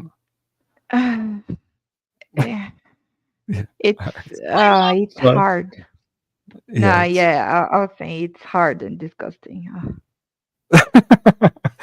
I mean, yeah. So I'm trying not to be judgmental, but and I think it's part of the conditioning. Like, not everyone's a pedo, but and that's counterproductive in that. I mean, it's kind of like something you mentioned a little earlier. This, being with someone in a relationship, an important, significant relationship, yet not having any kind of real, intimate relationship with them. And so I'm Yeah, concerned that this idea of everyone all of a sudden is a pedo. Like all we're bombarded with every day, if we got any access to media, is this whole pedo thing. Um, how does that affect our relationship with children? And never mind, how does that affect them? yeah. It's important that we it's important to be aware, but we shouldn't let that poison Mm, um relationship we have um with children. They're the most angelic creatures. mhm, It's why they're ultimately going to be targeted. The devil has no uh, he doesn't care. He has no conscience. Of course, he's going to go after children, and need to be we need to tend to them, and and perhaps this is uh, perhaps this is a way women can affect society for the good. Is that they're not, even though they can be, but they're not seen as that creepy towards children like men are. And so good women need to bring um, this um, this idea of good men back. Once we have good men, good protectors, then um, if we have women who are also good and tending to these children instead of hating them like many do now, um, and then we can uh, become adults who love children in the right way again. Yeah, The, man. this idea of being creeped out is because Right. how can we not think about Muhammad with Aisha if we have Muslims invading our countries? Fair You enough. know, Then there's like, that. yeah, and and and and then sure, let's address the child abuse anywhere in the Hollywood industry, in the music industry, and if in Christianity everywhere. But Mm. nobody can deny that Islam is the biggest vehicle right now for this, for normalizing this, and the Islam together with the extreme left. So they're both together in this, and Yeah, I completely yeah, agree. yeah. And let me just kind of to juxtapose something there. Um, yeah, I remember going through a public school system training, and the training actually scarred me for life. Let me say that again. The training scarred me for life. Okay. How did that happen? Because they put these ideas in my head that I would never have crossed my head otherwise. Even all that exposure to mass media, the training that I got exposed to was even worse than that. And I want to tell you what I'm talking about so you can understand for the sake of clarity. But I'm also anxious that if I No, it's okay. You don't have to. Like I can imagine, and that's enough for me. well, it's not too. I mean, it's actually something very fundamental, basic, something we all should do or have been doing. At least I don't. Maybe we don't do it anymore. I don't know. I haven't been paying attention, but now for me, this simple act, this basic simple act, basic simple human interaction with a child, has now been put in my brain that this is now an act of sex, a sexual act, Mhm. which is insane. I mean, again, that's my point here is that all this fixation on pedophilia now puts in your head that this is actually a thing when it, it isn't otherwise. I mean, for most people, at least I would hope, this is not something we walk around thinking about otherwise. So I Yeah, think that too we need to be mindful of and be careful that we don't, like you said, become weirded out or everything's creepy and all that. That's a toxic environment. It's yet another divisive environment that we need to be mindful yeah, of. yeah. Yes, because uh, we can't let, like, if we get this impression, then what impression are the kids going to have? And then Exactly. and then if they look around and they see a bunch of awkward people interacting with them in an awkward way, they will think Right. that this awkwardness is normal, and Yep. that's not good. We need to have good people continue to interact with children, and so that in our communities, in our churches, so that they know that they're safe, that there are adults out there that don't play words and say, oh, Yes. you're safe, but then I'm going to groom you. No, Yes. there's people out there who are also out there for their protection. I would not change the way I behave with children, me personally. Um, because I want them to know that they can count on me. And like I said, I know that that's weird for I guess males. It's more difficult for males, and Yeah. perhaps again Thank you for that saying that. Yeah, yeah, that's perhaps true. that yeah, perhaps they have made it more awkward for males. Yeah. And so females need to get get together, get their minds in the right place, find Christ, to repent, um, be good women, and think about others for once, because they're only thinking about themselves and how they look pretty and this and that. How about they? Everybody talks so much about helping and being there and support and this and that. All right, now we are aware of this as females. I'm saying for myself, I'm aware of this evil. I'm going to uh, make sure that the children I interact with know that I'm there for them, and all the men that I see that are not creeps, and you can tell after some time watching interactions, you can tell. And then bring the men that are protecting into the, at least speaking to children, and being a male figure that is not creepy and disgusting for them as well, while still trying to get them aware of the danger of creepy adults. That's tough, but I Mm, mean, that's interesting. it, Yeah, sorry, make good. it normal again. Make it normal again Might make it normal again. yeah, but we need to make sure, because uh, uh, certainly I don't want to be saying this and making it easier for a Right. disgusting person to do anything to children. Yeah. Uh, may God deal with these people. Uh, but yeah, we need to. That reminds me of the video of Skrillex, a song called Equinox. Very Okay. interesting, by the way. Yeah, just I just can. yeah, I would share yeah. that, but I No, definitely get that for that. I can't do that, unfortunately. yeah, no, that's fine.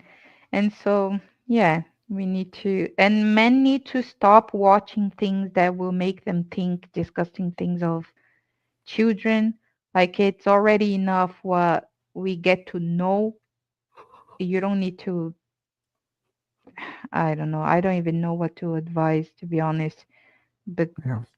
it's a yeah, it's a terrible situation. I can't A, l- imagine a labyrinth of mirrors. So put it a perfectly. labyrinth of mirrors. Yeah. Yeah.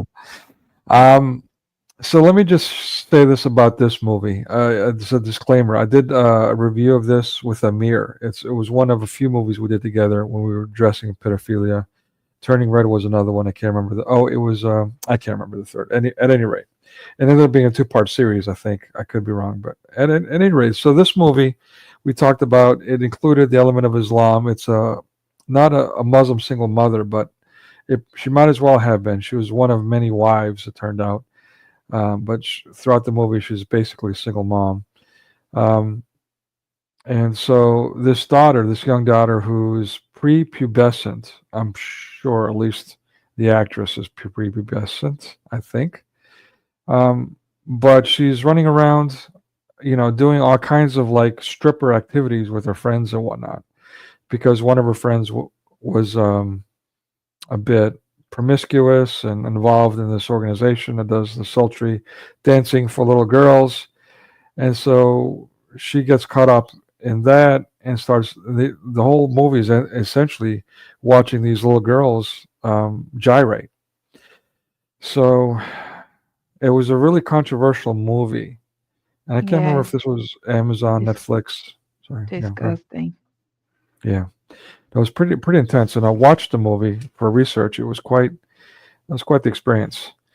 Um, But that being said, one thing that I did like, and I think I mentioned it during that stream, but I can't remember. But just let me revisit that. It's exactly what you're saying here. And I'm not promoting this movie in any shape, way, or form. Please do not watch it.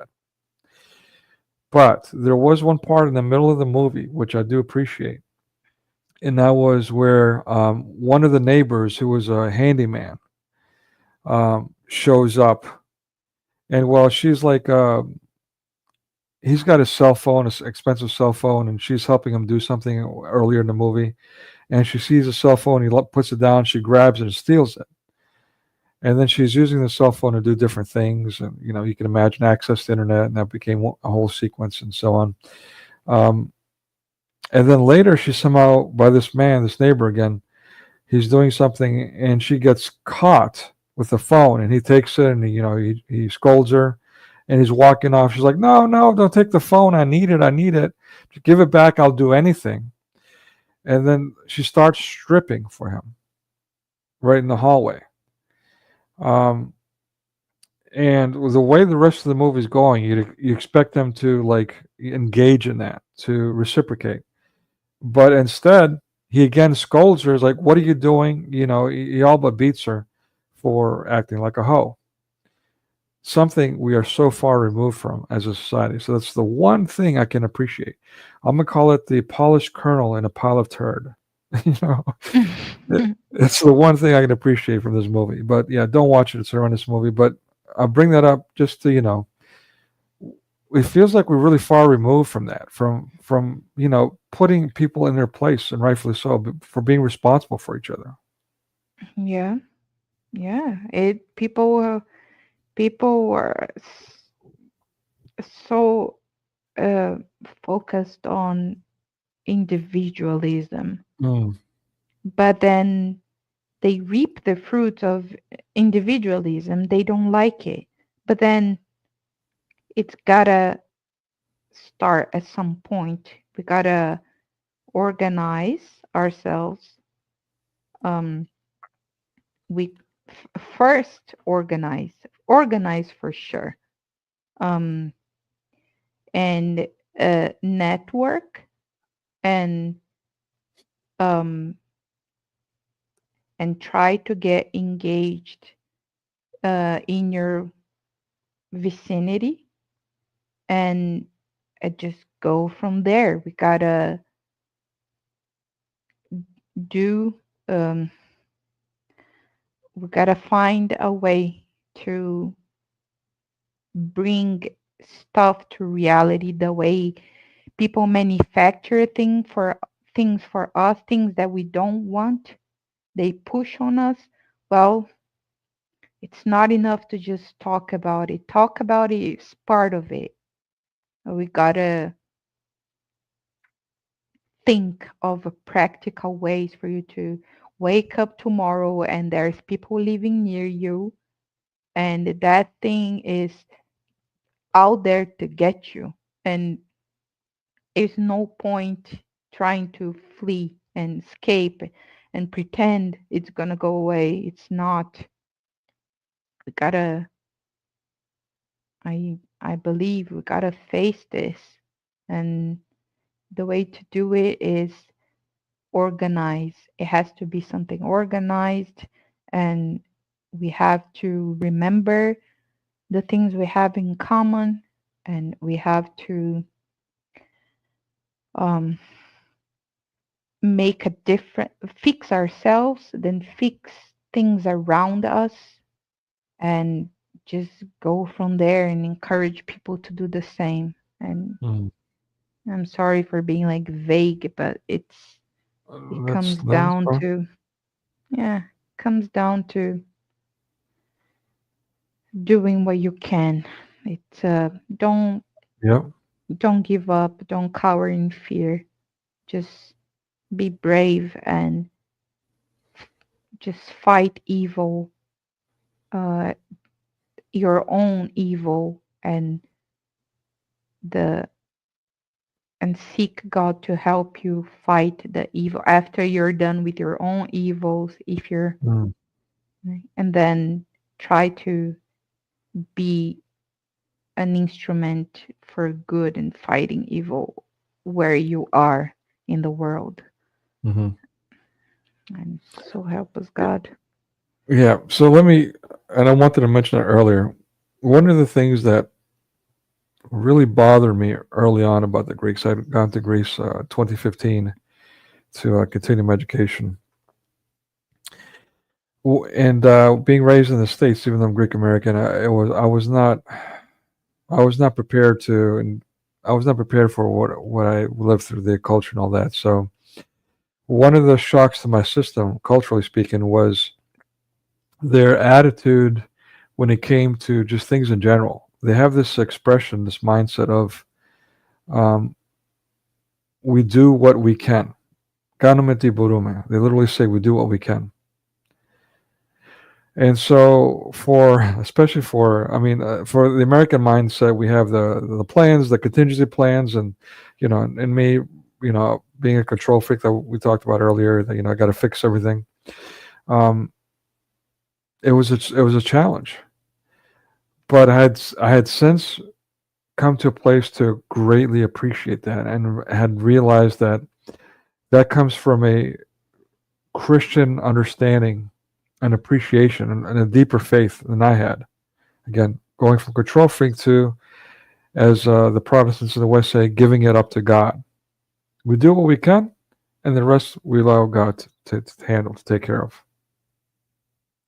Yep. Yeah, brother. Let's keep at it. Yeah, Keep at it. All right. So, should we watch the rest of this video, or should I let you go? Sound exhausted. um, I am a bit tired, not gonna Okay. lie. Yeah. All right. So, yeah, I'm But we not. I can mean, schedule some other times, some oh, other I love days. that. Yeah. Yeah, I'm gonna go ahead and do this breakfast gun. If you watch us later, I'll redo the watch party for Wednesday, my usual watch party time, around Okay. noon Eastern Standard Time. Okay. Are you interested in doing that too? Showing up for that? The continuation of BRICS and doing this movie like I planned tonight? Yeah, sure. We can try. Yeah. If I'm unable, I'll let you know, but sure, I can try. Fantastic. Yeah, I mean, what can I say? I can't. What can I say, Lily? I mean, it's been a pleasure getting to know you. I hope, Yeah, I do. likewise. Thank you. I do look forward to doing this again. We've said a lot, but is there anything any closing thoughts you want to leave the audience with tonight? Oh, that's a difficult one. Um, We covered a lot. yeah. Um, if you want good for this world, then you will seek truth. And if you seek truth with all your heart, then pray within yourself that God shows himself to you. And I pray that he will. And if you keep on searching for the truth, you find it. You know when you see it, not trusting yourself, but trust God that he will allow you to see through this labyrinth of mirrors and Mm. this theater and all the illusions that are out there. Don't don't lose faith that God can and will reveal himself to you. Just don't give up. Keep praying that in your heart, and do what you can with what you have, the best you can, um, with what you have. Read the Bible. Um, read the lives of the saints before us, um, and protect yourself from information that may damage you. Mm. Don't let your curiosity get the best out of you. Um, we all know what that's like. Amen. Amen. Thank you, Lily. I failed to to ask you, avoid and I should have done that. listen to people. Yeah, Go just ahead, please. listen. Um, yeah, I'm sorry. I thought I was off for a second. Yeah, um, and let us know uh, if you want us to pray for you. I'll do my best to pray for everybody, and just trust God. Don't trust men easily.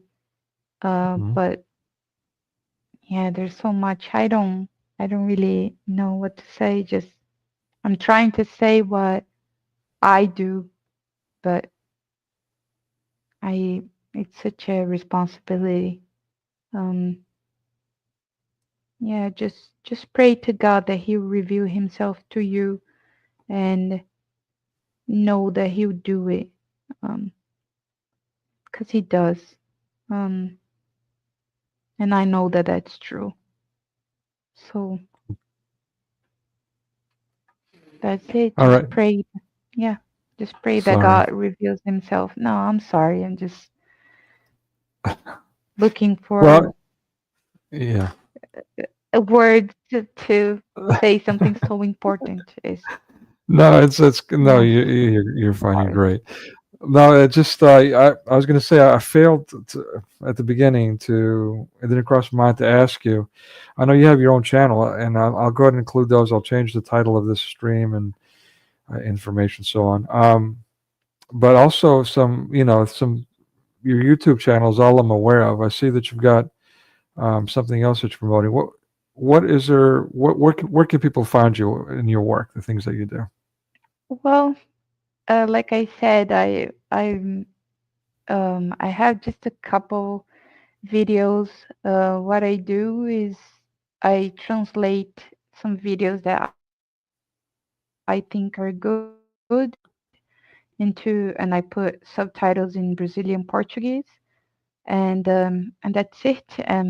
I've changed the channel name many times.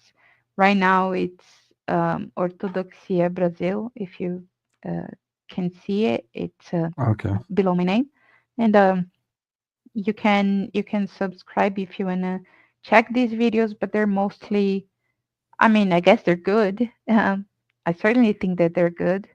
Mm, It's just that I focus more on translating into Brazilian Portuguese for my brothers and sisters who don't speak English. But if you subscribe, I can tell you that the videos are selected and I watch them fully and I think that they're good. So don't take my word for it, but yeah, they're good. If you want to see what I upload, then just subscribe and we'll see. Reach out and let's see. okay. And yeah, if you don't mind sharing that in the private chat, so I can put it in the chat in the subscription later. I Are you familiar Oh, with? sure. Okay, thank you. Um, yeah. So, what do I have to share? You know, I mean, what can I say? Again, this has been a blessing. So, and it's a nice little surprise here.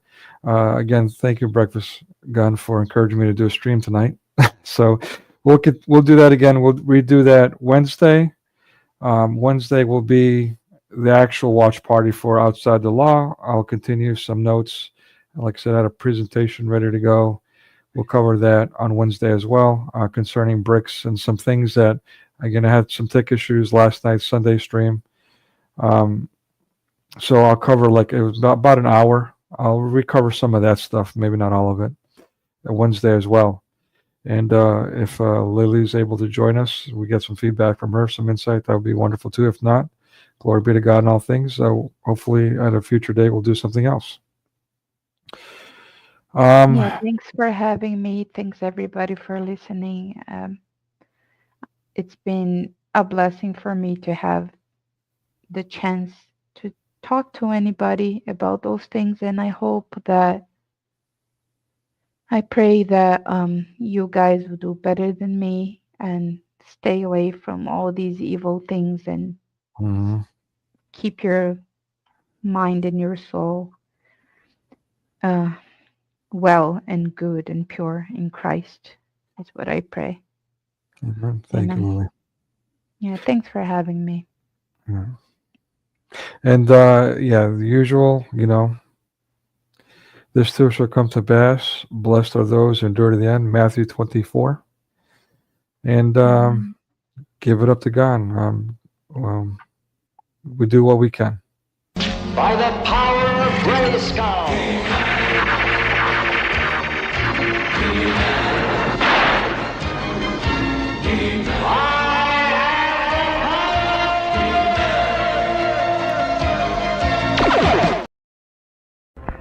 And to think that this was the cause of it all.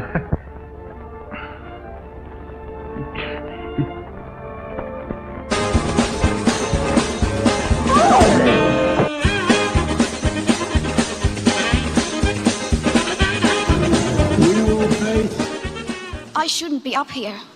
News for the first time ever anywhere. And very evidently so. How dare you?